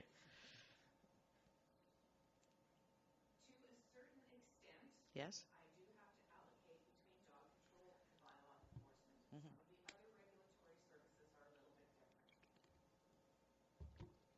Okay. Director Ties. Yes, I also have a question towards bylaw enforcement and especially towards the short-term rentals. You're looking at Friday and Saturday evenings probably being the peak times, and I'm wondering if there's any kind of concession being made for having somebody on staff on Friday and Saturday nights, and then how that is reflected in this budget increase? To staff? There are collective agreement considerations that play into that. And our collective agreement does specify what the hours of work are for certain areas, and that would be something that would have to form part of a discussion with the union to do that sort of thing. No, this is more, we currently have 1.8 FTEs allocated to bylaw enforcement, so adding an extra 0.2 FTE brings us to being able to have 2 staff members Monday to Friday.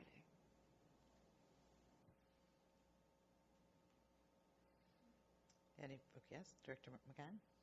I'll just second that I've heard a lot from residents about the fact that bylaw enforcement isn't around on the weekends. So if maybe at some point we could flag a discussion about having one officer work from, Wednesday to Sunday instead of Monday to Friday, then we could get, much better bylaw enforcement coverage for all of those violations that take place between 5 o'clock Friday and 9 o'clock Monday morning.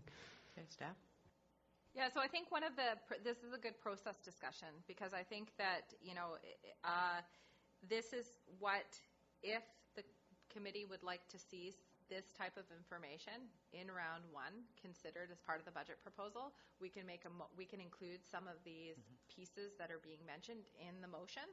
That, you know, in the budget proposal at round one, the bylaw enforcement considers some different staffing allocations or timings or something. So most certainly that's the purpose of today, is so when you see this fulsome budget proposal in round one, that it includes that information. So it's to flag staff to make sure that we're bringing forward as much information for you to make that decision in round one.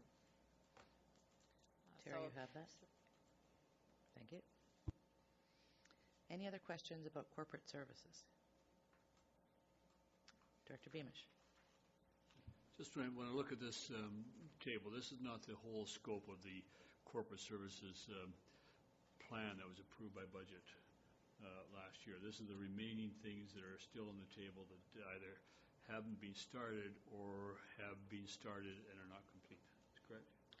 Or items that the previous board approved that are included in the budget at this time. Included, yeah. Staff? Yes, correct. So the ones that are white are not included are being contemplated.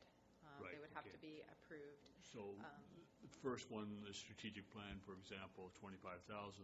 That's the process we're going to go into shortly.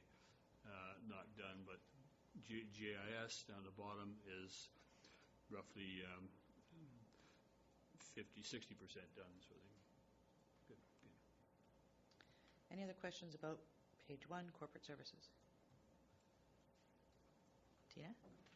Yes, thank you, Chair. So one of the process items would be helpful would be to actually get a resolution regarding some of the information if it relates to that bylaw or any others that were in particular. So, so you want a separate one for corporate services for each department?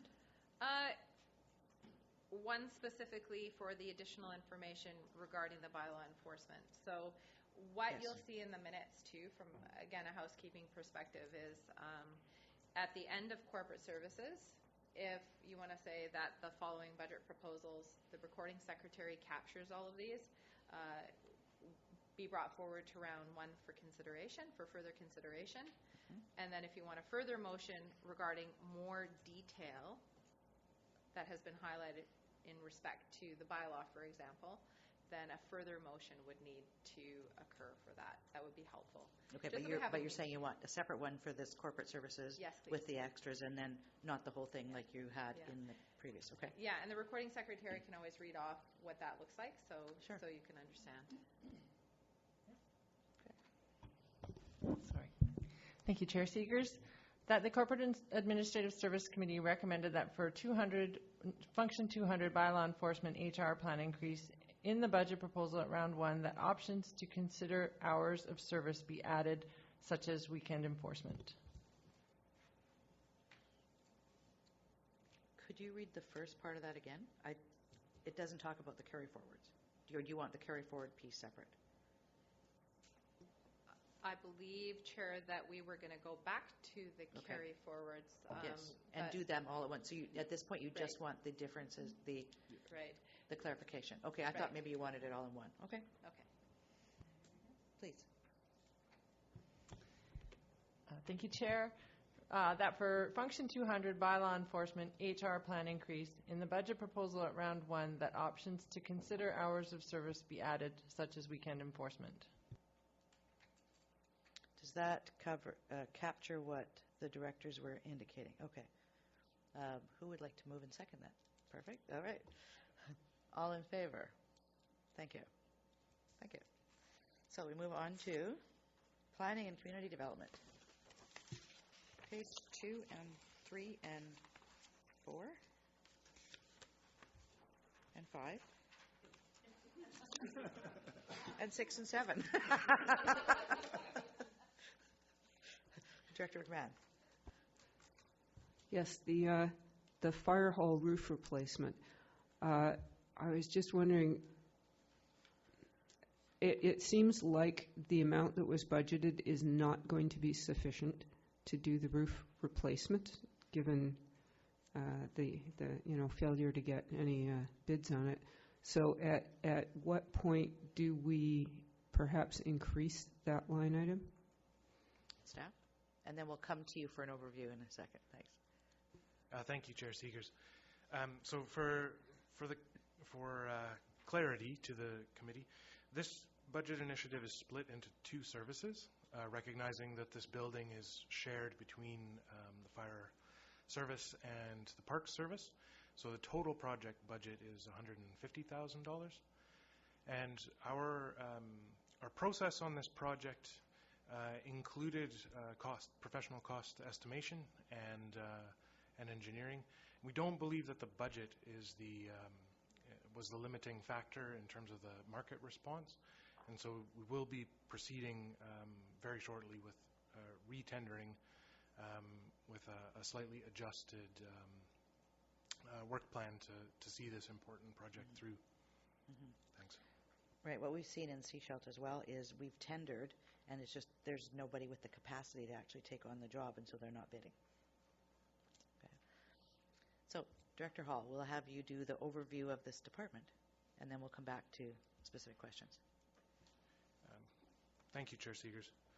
I'm pleased to introduce the pre-budget package for the Planning and Community Development Department, which includes protective services, ports, planning, parks, recreation. As the committee noted, there are a large number of budgeted projects underway in the department, many of which relate to business planning or asset management. For 2019, a small number of proposals are suggested, all of which focus on maintaining status quo service and fall into the mandatory, regulatory, or imminent asset failure or business continuity categories. So only the top couple of categories looking at that kind of waterfall of priorities graphic. And specifically these are, and for the benefit of the committee, I'll note, I'll speak to these sequentially by service number, which is the order that they're presented in your package. So replacement of portable and mobile radios for SCRD volunteer fire departments, and these are included in the draft 20-year capital plan for those services. Replacement of auto extrication equipment and updated hazardous materials response equipment for the Gibsons and District Volunteer Fire Department. And I would note that the hazardous materials equipment complies with new regulations relating to potential ammonia exposure. Sustained funding for SCRD ports, and so this builds from the 20-year capital plan that was created in 2017-2018. There's an initiative here for major inspections. These are diving inspections, as well as for annual capital repairs. And for the committee's information, the major port repairs are engineered, they meet environmental regulations, and we always seek to incorporate design improvements while still maintaining status quo service levels. Base budget adjustments to reflect new ongoing Technical Safety BC and WorkSafe BC regulations respecting ammonia. These include additional testing of ice plant brine and additional inspections and reporting that are required. At the Pender Harbor Aquatic and Fitness Center, annual maintenance and capital repairs are proposed, and an improvement to how the facility is operated that would bring it into line with SCRD recreation operating approaches. Together, these initiatives would maximize the value of the recreation asset and provide consistent quality service to patrons. Replacement of one duty truck for the Park Service. So this is a 10-year-old truck, and it's one of the trucks that has an irreparable emissions problem that causes thick black smoke. You may have seen these trucks around. We're phasing them out of the fleet. I believe this is the penultimate truck to make its way out of the fleet, and having served a full life with us.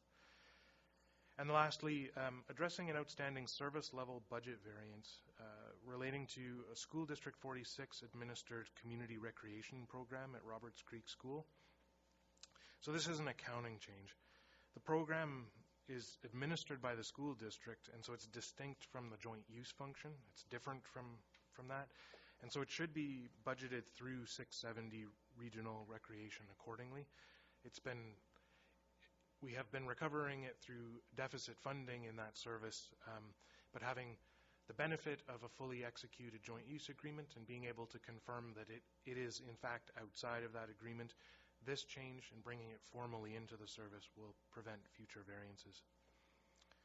And staff would be pleased to answer any questions about any of the initiatives noted in the package or the carry forward projects.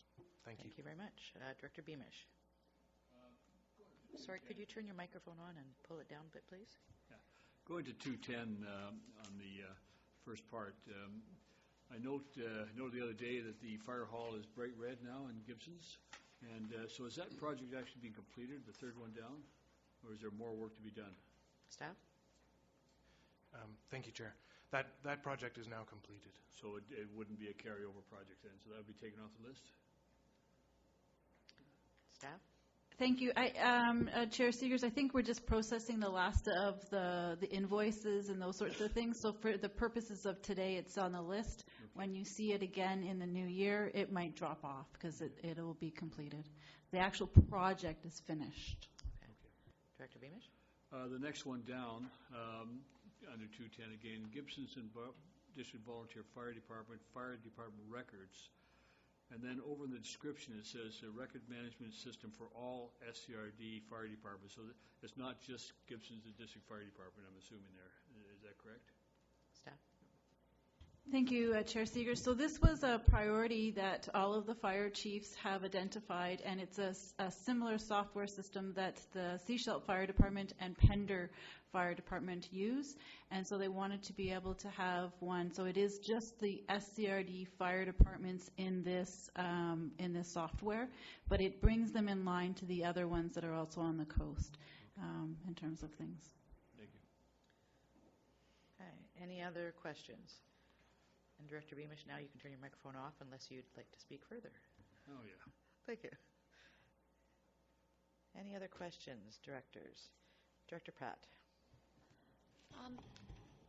I had a general question about fire protection on the islands, because depending on how things are spelled out in the letters patent when the islands are when they form their, and I'm just starting to understand this, but after my tour of North Thormanby last week, one of the biggest concerns they have is around fire protection. And they, I was informed by them that they're actually, fire protection isn't included in their letters patent. So would that, if we wanted to look at the cost of providing any kind of fire protection service to the islands, is this a place that we could bring it up? Staff?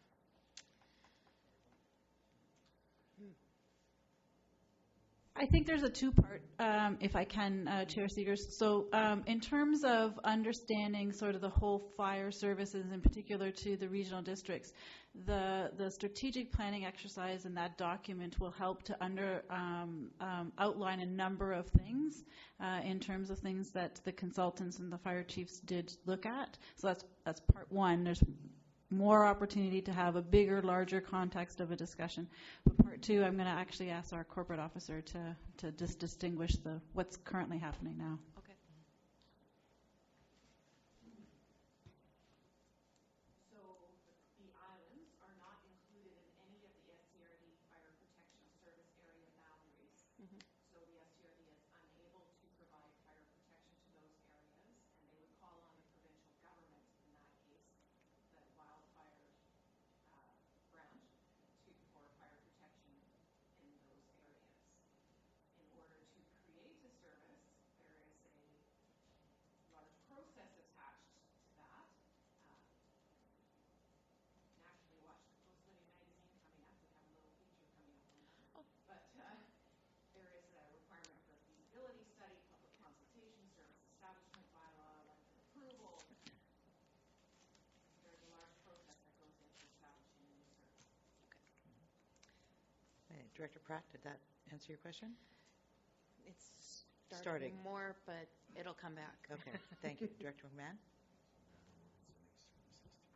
Well, further to that question, then I know they have a little fire shed with equipment on Gambier Island. So do you know how that's funded, how that works? Staff?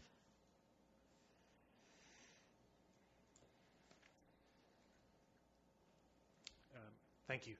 So that community-based service is undertaken by the Gambier Island Community Association in that case. Okay. Any other questions of directors of planning and community development?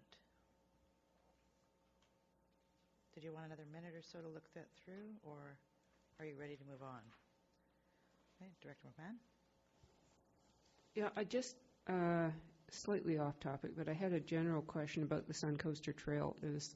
Is there a maintenance budget for the trail? It's a long trail, and it's got bridges, and it's got, a lot of infrastructure. Staff? Thank you for the question.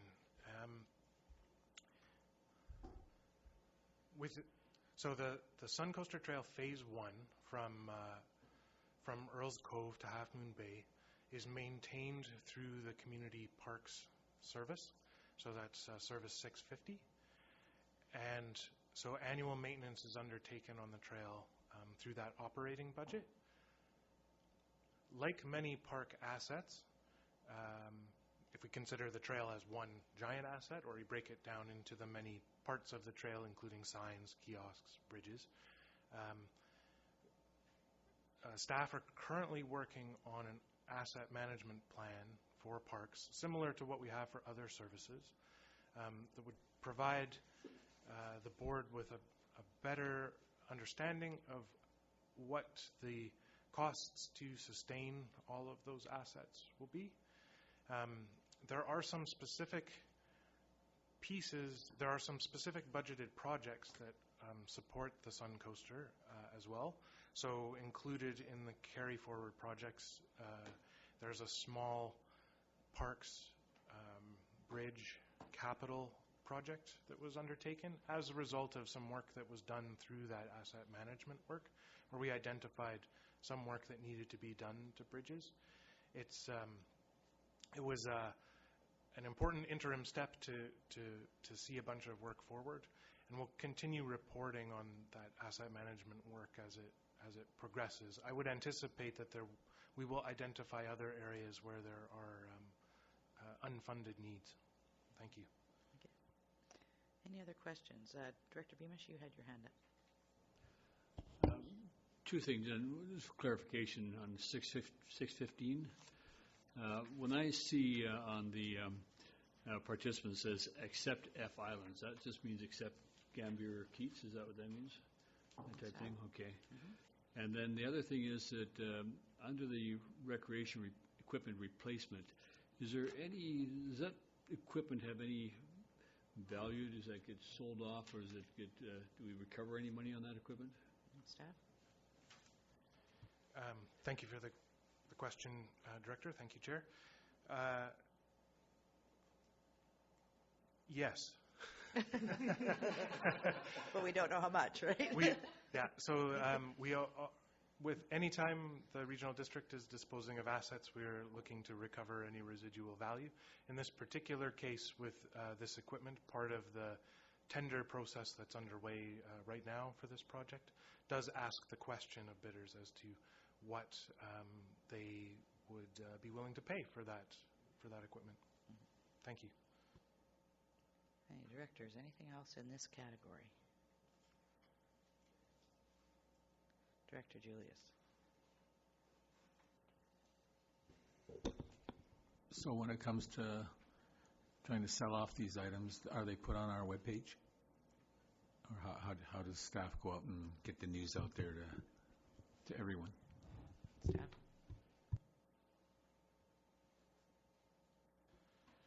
Thank you.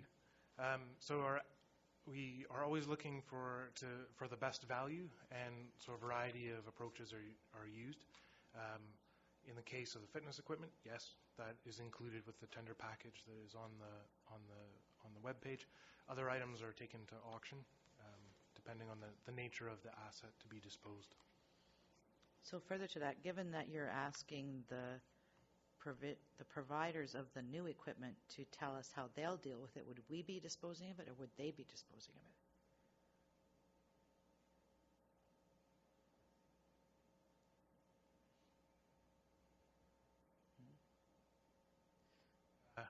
Thank you, Chair. I hope I'm clear with my answer. If not, let me know. Okay. In this particular case, the disposal is by offering it for sale, effectively, and I guess with the hope that there's an environmental benefit through reuse, but it would be turned over to the successful bidder in this process. So they would follow their processes to dispose of it in the community if they wish. Okay. Director Beamish? Alternatively, they could take it off coast and dispose of it. Yes. Okay. The answer is yes. Any other questions with regards to this category? Director Beamish? I'm just going to come back to that equipment again. Is it possible, could you consider that discussion with them, that one of our preferences might be that local people have an opportunity perhaps to purchase some of that equipment?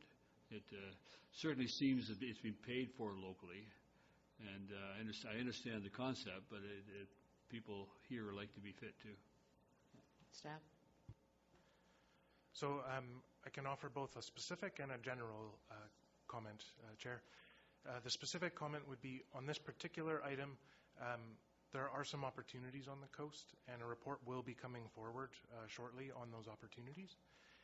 More generally, just speaking to how opportunities like this are handled, frequently with our procurement processes, we include a value add opportunity for proponents to tell us about the social, environmental, capacity building, community type benefits that they might propose to include. And we have seen some interesting responses that have come back through that process from all different kinds of projects. Thank you. All right, any other questions in this category? So I'm going to look to staff for direction here. It's 11:45. I know lunch will be here at 12. Do we want to start into infrastructure or break and come back after and go into infrastructure? And again, I looked to directors as well. Yes? Yeah, most certainly it's a choice for the directors. I do know that lunch is hot, arriving between 11:45 and noon, so Okay. it So it's probably may be a good good time to break now. I would suggest it might be based on that information. I'm just looking at infrastructure. I think there's going to be a lot of questions Want your coming. whole lunch hot? Sure, yeah. There's going to be a lot of questions, I think, coming in this category as well. Right. So I think if we take a break now, we can come back after and go into infrastructure. All right. Thank you very much. Break till what? Do we typically take? How much time do you want to take? Half an hour, till 12:30, 45 minutes? Does that work for people? Okay. Thanks.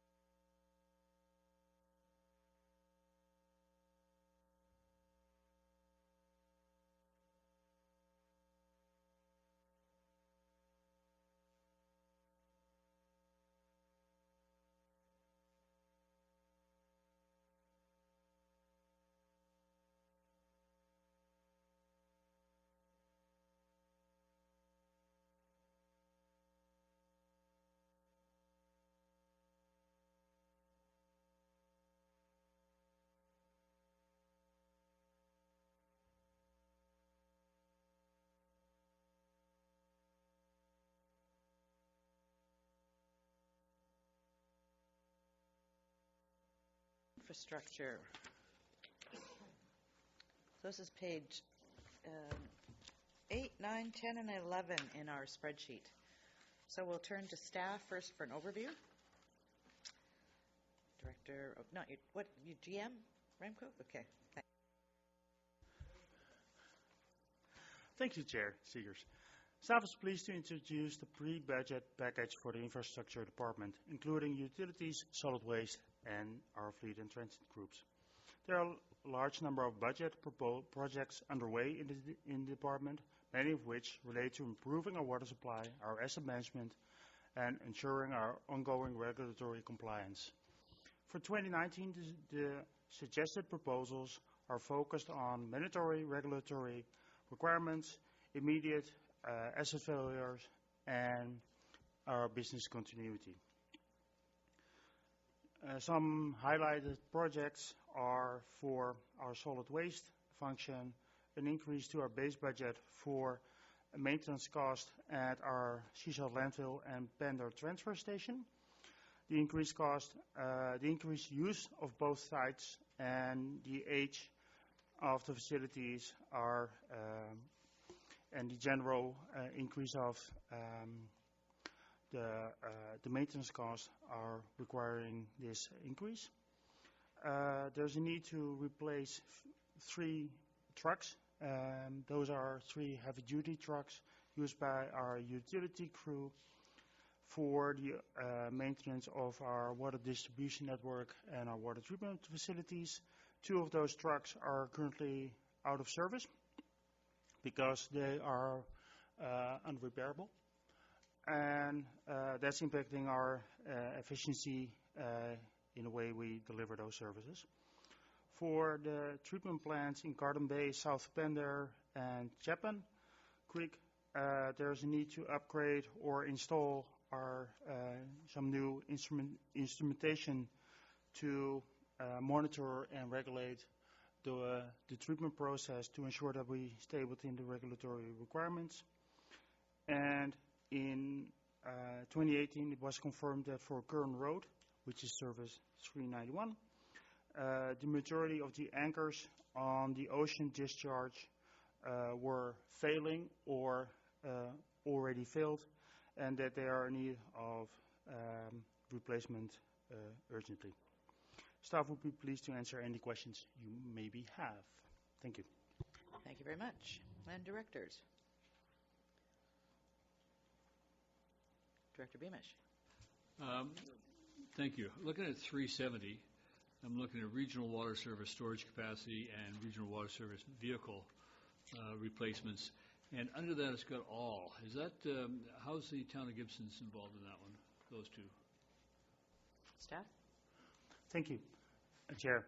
Currently, the town of Gibson's is not a participant in the regional water service, and hence are not listed. All there refers to all participants then. Okay, thank you. Thank you. Director Pratt. I was curious on the, I understand that there may be a leak at one of the reservoirs at Selma Park at the treatment plants, but I don't see it under here. Staff? It's listed as a carry forward project under 370, Zone 2 reservoir repairs. I indicated last week at the infrastructure meeting that repairs were being undertaken this fall. Actually, they're undertaken right now. Staff are working on the treatment facility right now to repair those leaks. Thank you. Okay. Any other questions? Director Lamb. I was just wondering about the wastewater treatment plants. Or what's the life expectancy of the infrastructure there? Staff? Thank you, Chair, for the question. It really depends on the type of treatment facility which was built and how it's being used. But in general, it can be 50 years plus. Okay. 50 to 100 years. Okay, so it would be just the infrastructure inside the tanks would be replaced as needed, and then the tanks would be, we're hoping the tanks are good for a while. Thank you. Thank you for the question. Director, indeed, throughout the lifetime of a treatment facility, there is indeed a high potential that certain components will need to be replaced. That can be the repair of a collection system failing in one of the sewer mains. It can be that certain components, certain filters will need to be replaced, pumps are failing. But it's indeed the expectation that the primary core infrastructure will have that extended lifespan, yes. Thank you. Director Tice. Thank you.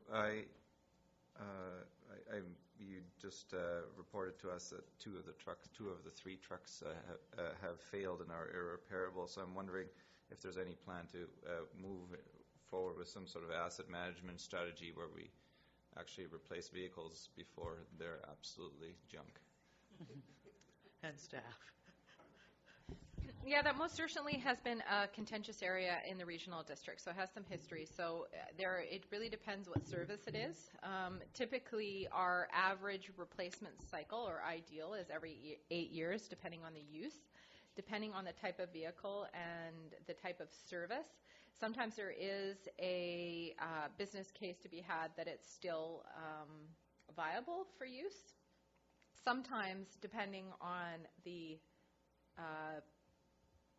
particular condition, we sometimes move assets or vehicles between functions depending on the use. So we've had vehicles that are in one service that we can just use at the landfill to just kind of run around the landfill because it's okay for there. So it really depends on the use, the life cycle, the funding availability, the condition of it. So annually our fleet supervisor does provide budget managers condition of all the vehicles, mileage, etc. We do have some vehicles that are older but have very low kilometers on them. So it really varies. But in the infrastructure and parks specifically, those duty trucks, they do tend to be within that 8-year life cycle or sometimes less because of the heavy use of them. Follow-up? You okay with that? I guess that's definitely maybe. No. That I guess that makes sense. I'm just wondering that, I guess, specifically for those trucks, maybe go with a mileage or a 7-year life cycle or something like that, so that we don't get that crunch when that happens. That's just my thoughts. But Staff? I think that's a good point, and so that would be part of the comprehensive services. When do we replace those? Do we do one-offs? Is it part of the holistic service? So that would be ideal, yes. Director McMahon. I was just curious, under 370, the rural water meters, that's almost done, but we haven't spent all the money yet. Is it just that the billing is slow? Are we going to have any leftover money? Staff. Thank you for the question. It is indeed expected that there will be money left over in the budget at the end of this project. Okay. So that begs the question, if there's money left over, this money some of it was grant money. Did some come from our reserves as well, or operating funds? And so, if so, where would it go back to? Yes, so there is a component funded by a grant, and the majority of the project was funded through infrastructure grant monies through the federal government. So when that project completes, we also had a change of scope to include the Sechelt Indian Government District to be included in part of that particular option if we do have surplus funds. So all of this would be part of the contemplation for the February report, the Phase 3 metering, because the Phase 2 project in all essence is complete, but the Phase 3 would be part of those components. So that would be one of the sources of fundings that could be contemplated as part of that. Okay, thank you. And Director Hilt. Okay, it's about 370, the Langdale well pump station upgrade. Kind of a bit of a multi-part question. Will there be a service disruption during that, and would this include some kind of public outreach to let people know what's going on?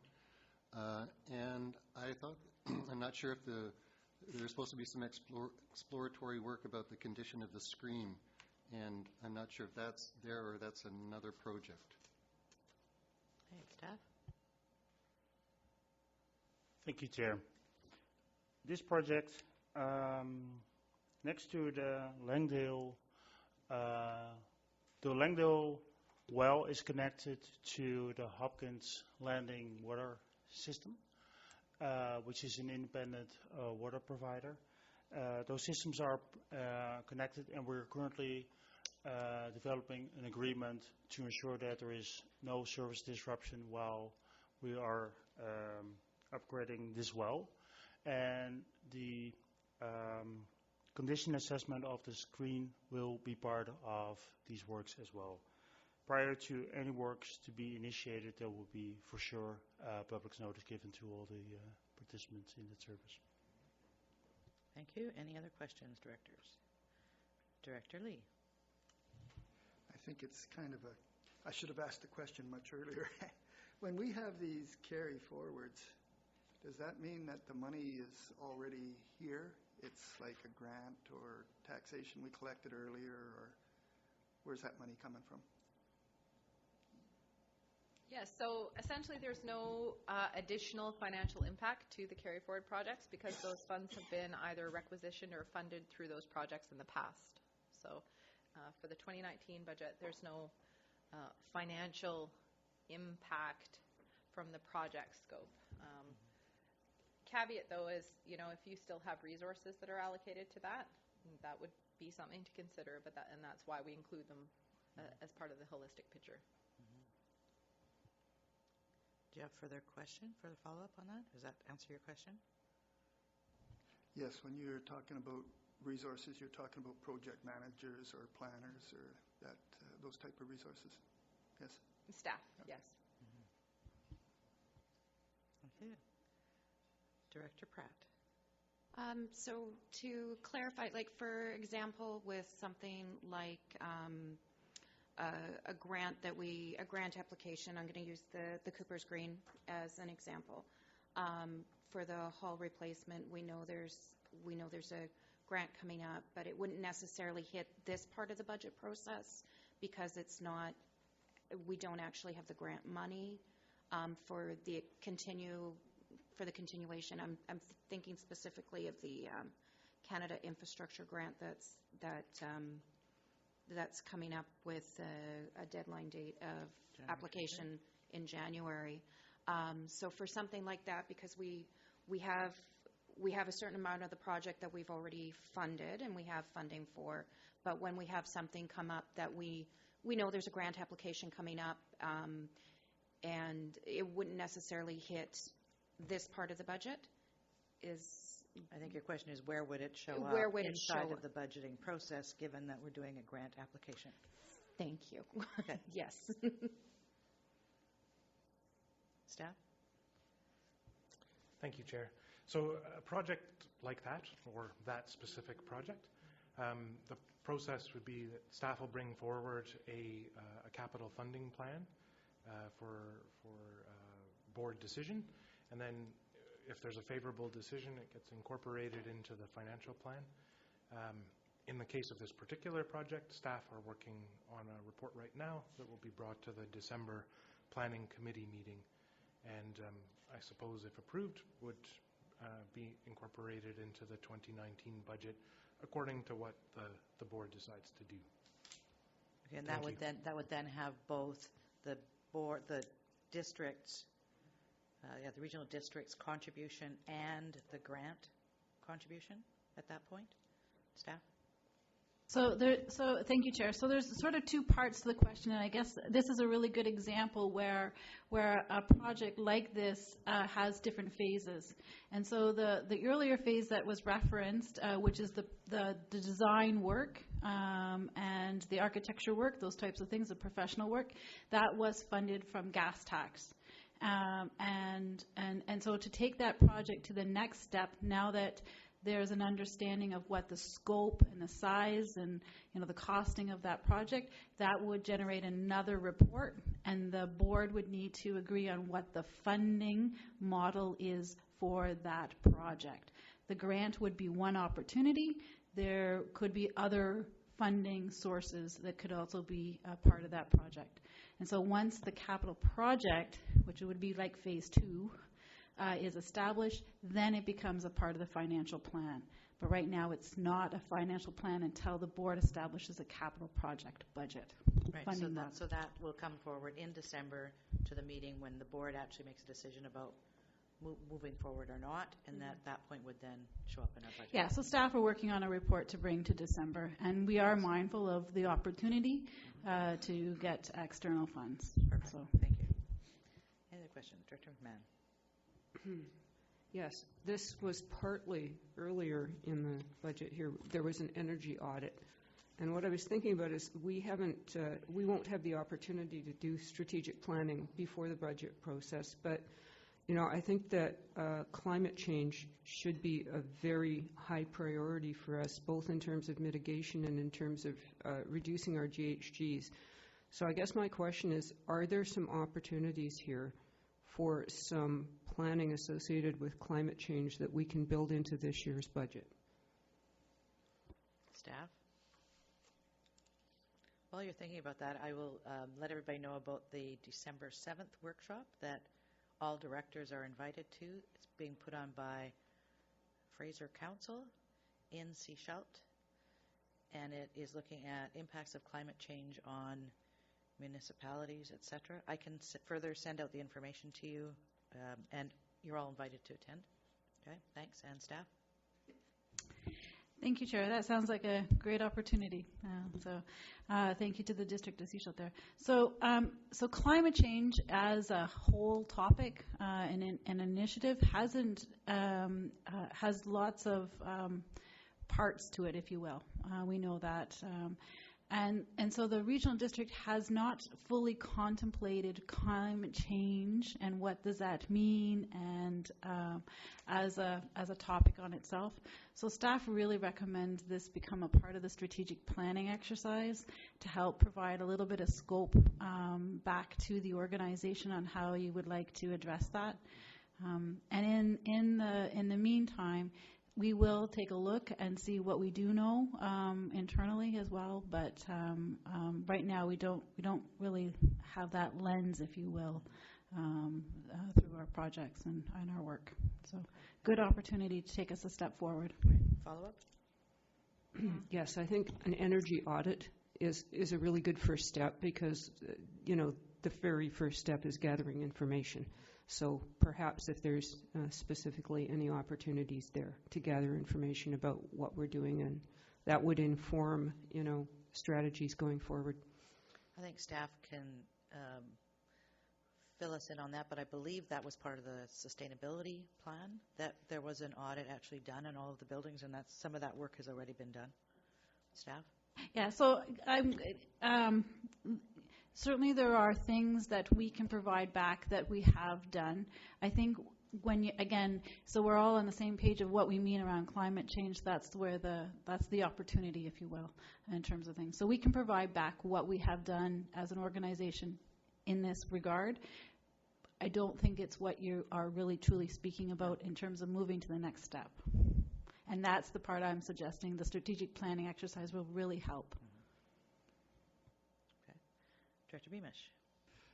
Yeah, I think that climate change is an example of something that doesn't affect any of us in isolation, and I think we need to look at it collectively, looking at both the potential impacts across the whole of our service areas, but also the mitigation adaptation strategies that can be looked at and developed over time. I think that's very important, whether that's part of a regional growth strategy or some other strategy. But I know Gibson's is also concerned about impacts of climate change. We have not done a lot of work in that area. I have a second question, if I could. Yes. That is in the area of emergency planning. I don't see anything on any of these plans that deals with emergency planning. Is there anything currently being done or contemplated for the coming fiscal year relative to either I'm not sure whether there's assets there that have to be continually rolled over, or things in the area of emergency planning? Staff?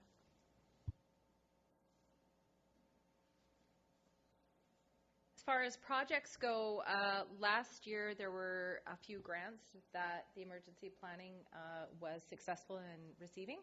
So an ESS grant, there was, I think, 2 specifically. So from a project perspective or additional funding, there's nothing additional, but there's a lot of internal work being done from a holistic review of that service. So more to come on that, I think, in 2019. Follow up? Yeah, those don't then be part of the carryover, do they? They're just... Right, because those projects were completed, so those that particular grant was fully executed in 2018. Yeah. Okay, I'm going to throw a couple of questions in here. 350. Thank you to Alton for catching this one. Page 8. There is a truck replacement, a 4x4 truck replacement for $25,000. Can we actually replace a truck for $25,000? Staff? Thank you, staff. Thank you, Chair. This is one of the examples of a truck which can be reassigned internally within the SRD. It's currently a truck which is used by the Chief of the Gibson Fire Department, and it's slated to be used at it's intended to be used at the Seashell landfill moving forward. So the cost will be more than $25,000, but it's been apportioned out to various functions, or various service areas, I guess. No? So what happens in a regional district is, even though the Gibson's Fire Department owns the vehicle, the solid waste service would have to purchase it from the Gibson's Fire Department. So last year, the Gibson's Fire Department was successful in being approved to replace some of their command vehicles. So that particular vehicle is going to be, when they get their new one, will be then transferred over to the landfill. So these are the funds So it's that not we a new set vehicle, aside. in other It's words. not a new vehicle, it's Okay. a used. So we do that on occasion for some vehicles. So it might be this amount or it might be less, but it's definitely appropriate for the use that they need. Okay. Well, given it's not a new vehicle, that makes sense then. And then the next page, page 10, right at the top. This is for the Chapman Lake supply expansion. So it indicates that we're carrying forward an approved budget for 2018 of the $4,486,000. So does that mean we actually have the money? I did ask you this before, so you can give your answer in public. Yeah, so that particular project was approved to be funded through long-term debt. And that particular AAP occurred back in 2017, was completed, or 2016? 16, yes.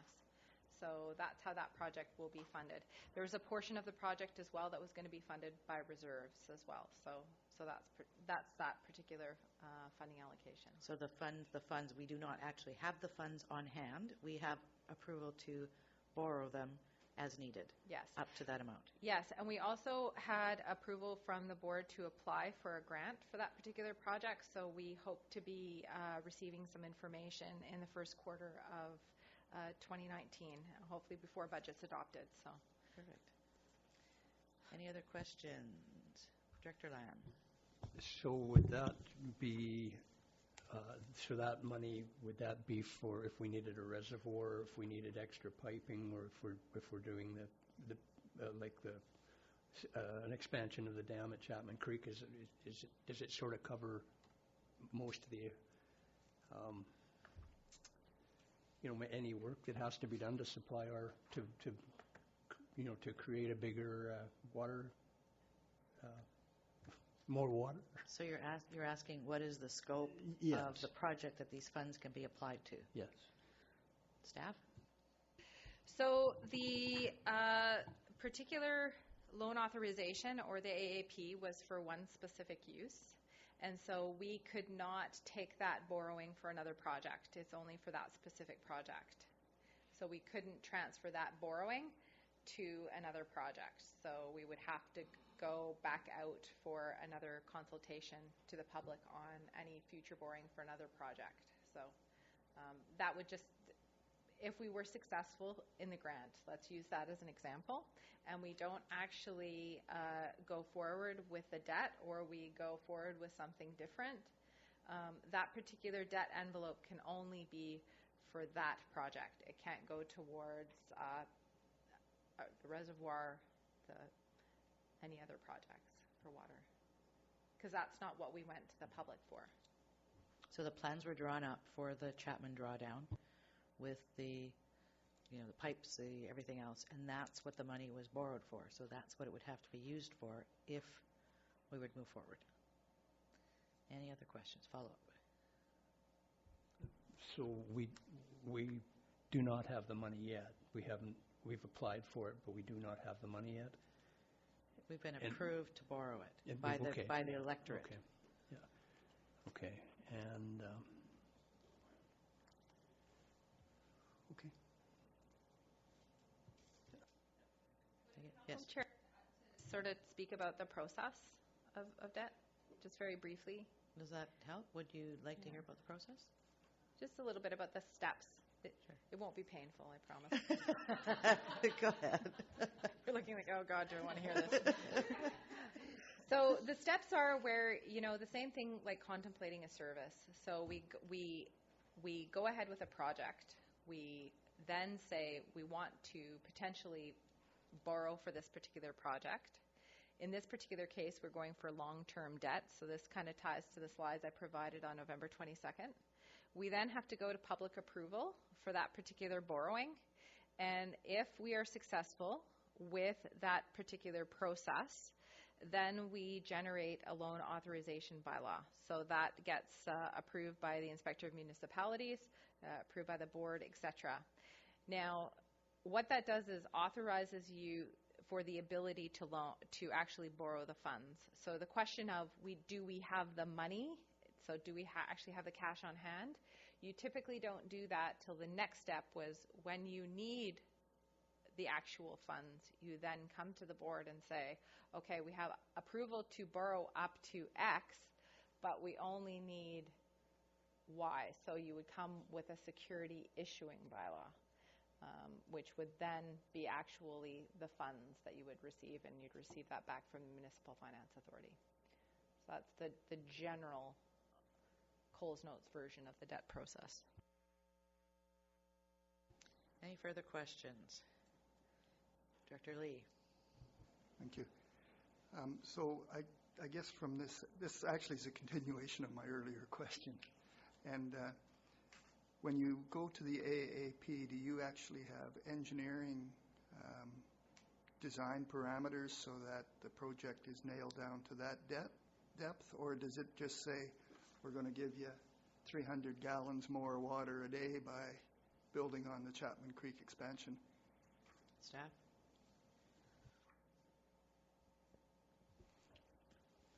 Thank you for the question, Chair. Before we go to an AAP, we need to have staff, we need to have a good understanding of what the scope of the project would be and what the approximate cost would be. So we would have some a rather detailed level of design and cost estimation done prior to us to going to AAP to ensure that we will seek approval for the right amount. Can you let us know, is that Class A, B, C? Do you have any idea what level we went to with this?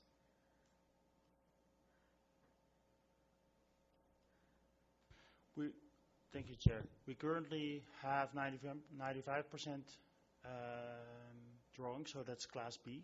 Okay. I'm not sure. I think we already had them in place when we went to AP as well. Yes, you did. Okay. Thanks. Director McMahon. I don't know. We're still figuring this out here. But there is one small project that Director Ties and I are interested in, which is a connector trail between Lower Road and Elphinstone, and along a portion of Grandview. I wish they would just label them Grandview A, Grandview B, Grandview C, etc. But this connector trail would essentially connect Ocean Beach Esplanade to Lower Road, which is a long-standing desire in the community, and it as a little red line is on a map in the area EOCP, but it needs to be scoped to see if it's at all feasible. So would that be something for us to put forward as a line item, or would that be able to fall under planning's regular, business, or what do we do here? Staff? Yeah, I think at the beginning of the process, so these are the ones that are being proposed through various sources. So if at the end of this particular process there are items that the board would like to see considered, then staff can bring either a report forward, or through round one we can provide what the impacts of that would be. So to the various points, would it be able to be done, the planning phase done this year, etc. So we could bring you impacts of that. Okay. So we can do So that we'll at the end if there are Mhm. others. There may be others. Mhm. Thank you. Anything else? Directors? Okay, so I'd like to go back to page 13 in your agenda package.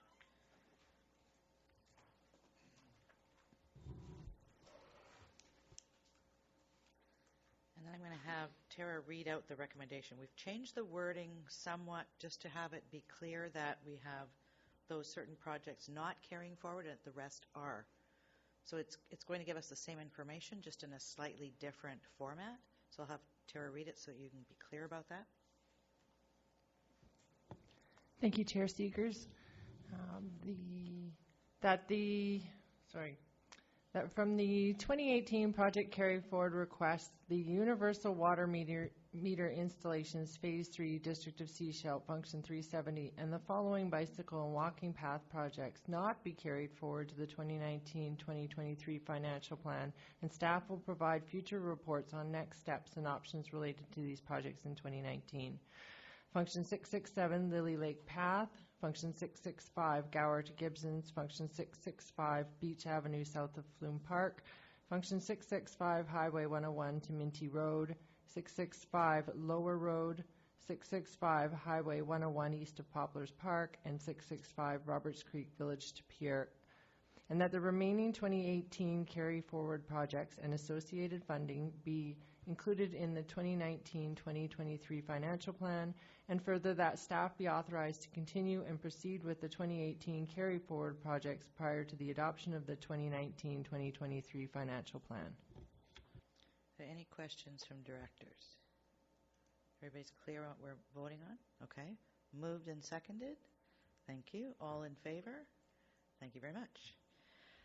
Then we have a couple of additional items that we'd like to see staff bring forward proposals for at round one. And one that has been discussed by the board and is coming up in the community is around videotaping the committee and board meetings and putting them on the internet for the community to see. So I think Tara has a motion that we've sort of drafted together. I'd like you to listen to it and tell me if we've missed any pieces or if we need to add something in or change the wording. Over to you. Thank you, Chair Seegers. The Corporate Administrative Services Committee recommended that a budget proposal be brought forward to round one budget with feasibility, options for service, and costs to video stream committee and board meetings for the internet. Is there anything else that we need in there? Director McMahon. I think you mean standing committee and board meetings. Would that not be Does it say helpful? standing committee? Okay, thank you. Anything else? All right. We would move that and second. Thank you. All in favor? Thank you very much. And then, Director McMahon, you have one that you'd like to bring forward or have staff work on with regards to the trail. And do you have something drafted for that, or do you need more particulars? She can try. Okay. Just see if she has the details. No, Tara already has something drafted. So hear what she has to say and make sure that she's got the details down. Okay, thanks. We've been working. Thank you, Chair Seegers. The Corporate Administrative Service Committee recommended that a budget proposal be brought forward to Round 1 budget, extending a trail from Ocean Beach Esplanade in Electoral Area E to Lower Road in Electoral Area D, with feasibility and cost estimate and funding options.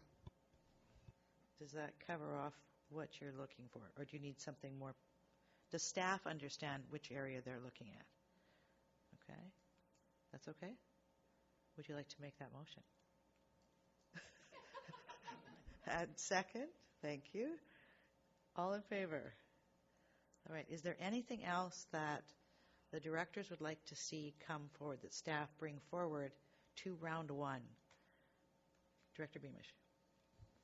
Yeah, I'm going to go back to emergency planning just for, and I just wonder if the regional district is considering a wildfire interface study and project. We are going to be doing that in Gibson's, and I just wonder if that's something we should look at in a broader sense with the regional district. Thank you. Staff? Thank you, Chair. Yes, the regional district is looking at that opportunity and planning in coordination with the town of Gibson's at the staff level. And District of Sechelt? Thank you, Chair. So in September or October, staff had brought forward that report and had authorization from the board to do that at that time. Following UBCM is when the grants were all released, so it was shortly afterwards that it was brought up by Director LaBelle and staff had approval to do that. Okay, just I request that you contact the community forest. I know that Mr. Lasser had indicated that he was looking to bring in a speaker on that topic to the community to make the community aware of the need for clearing around houses, etc., right? So to tie into all of this.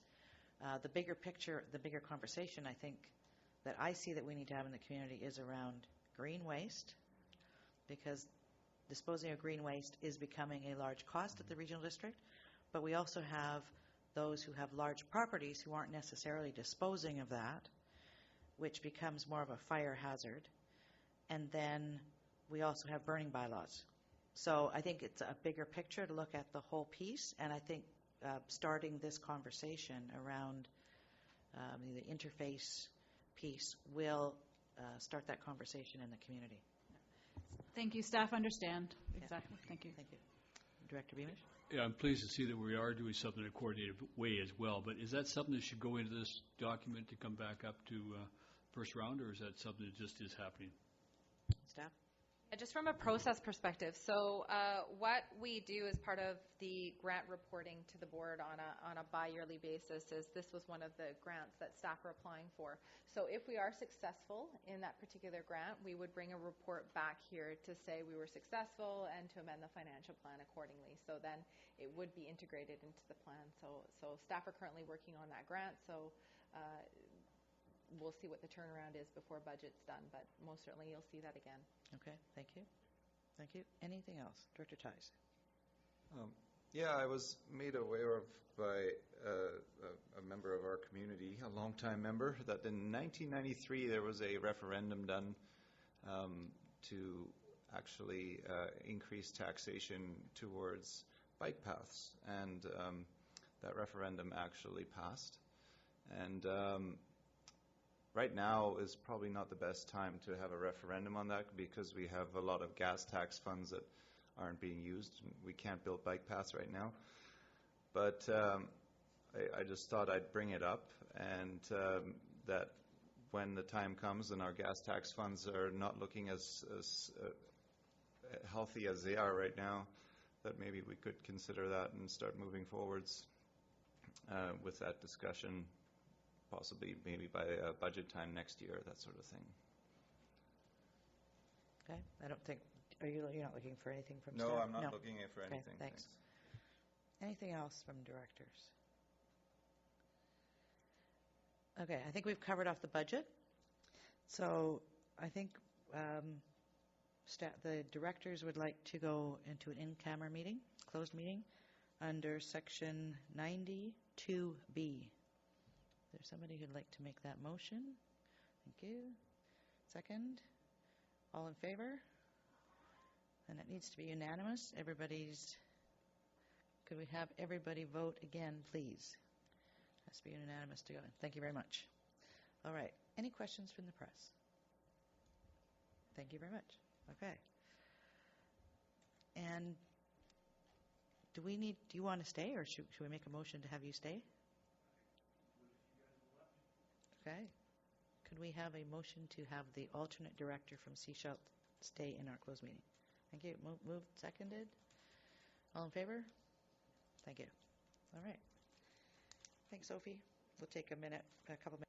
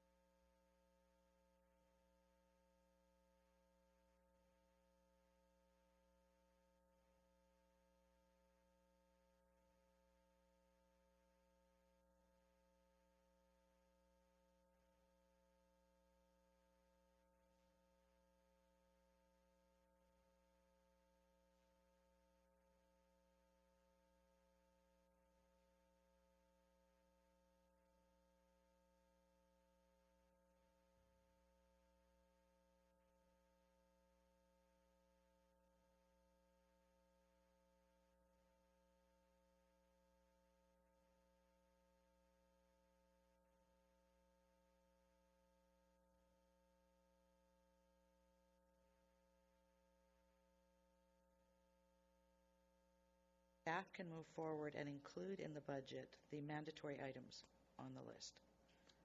So that's all the items that, if you look at the spreadsheet under category, they're highlighted in blue. So these are mandated by the province or some other organization telling us that these have to be done, and staff would like to have them included in round one budget and be able to move forward with them. So what would our motion read? 1 second. Okay.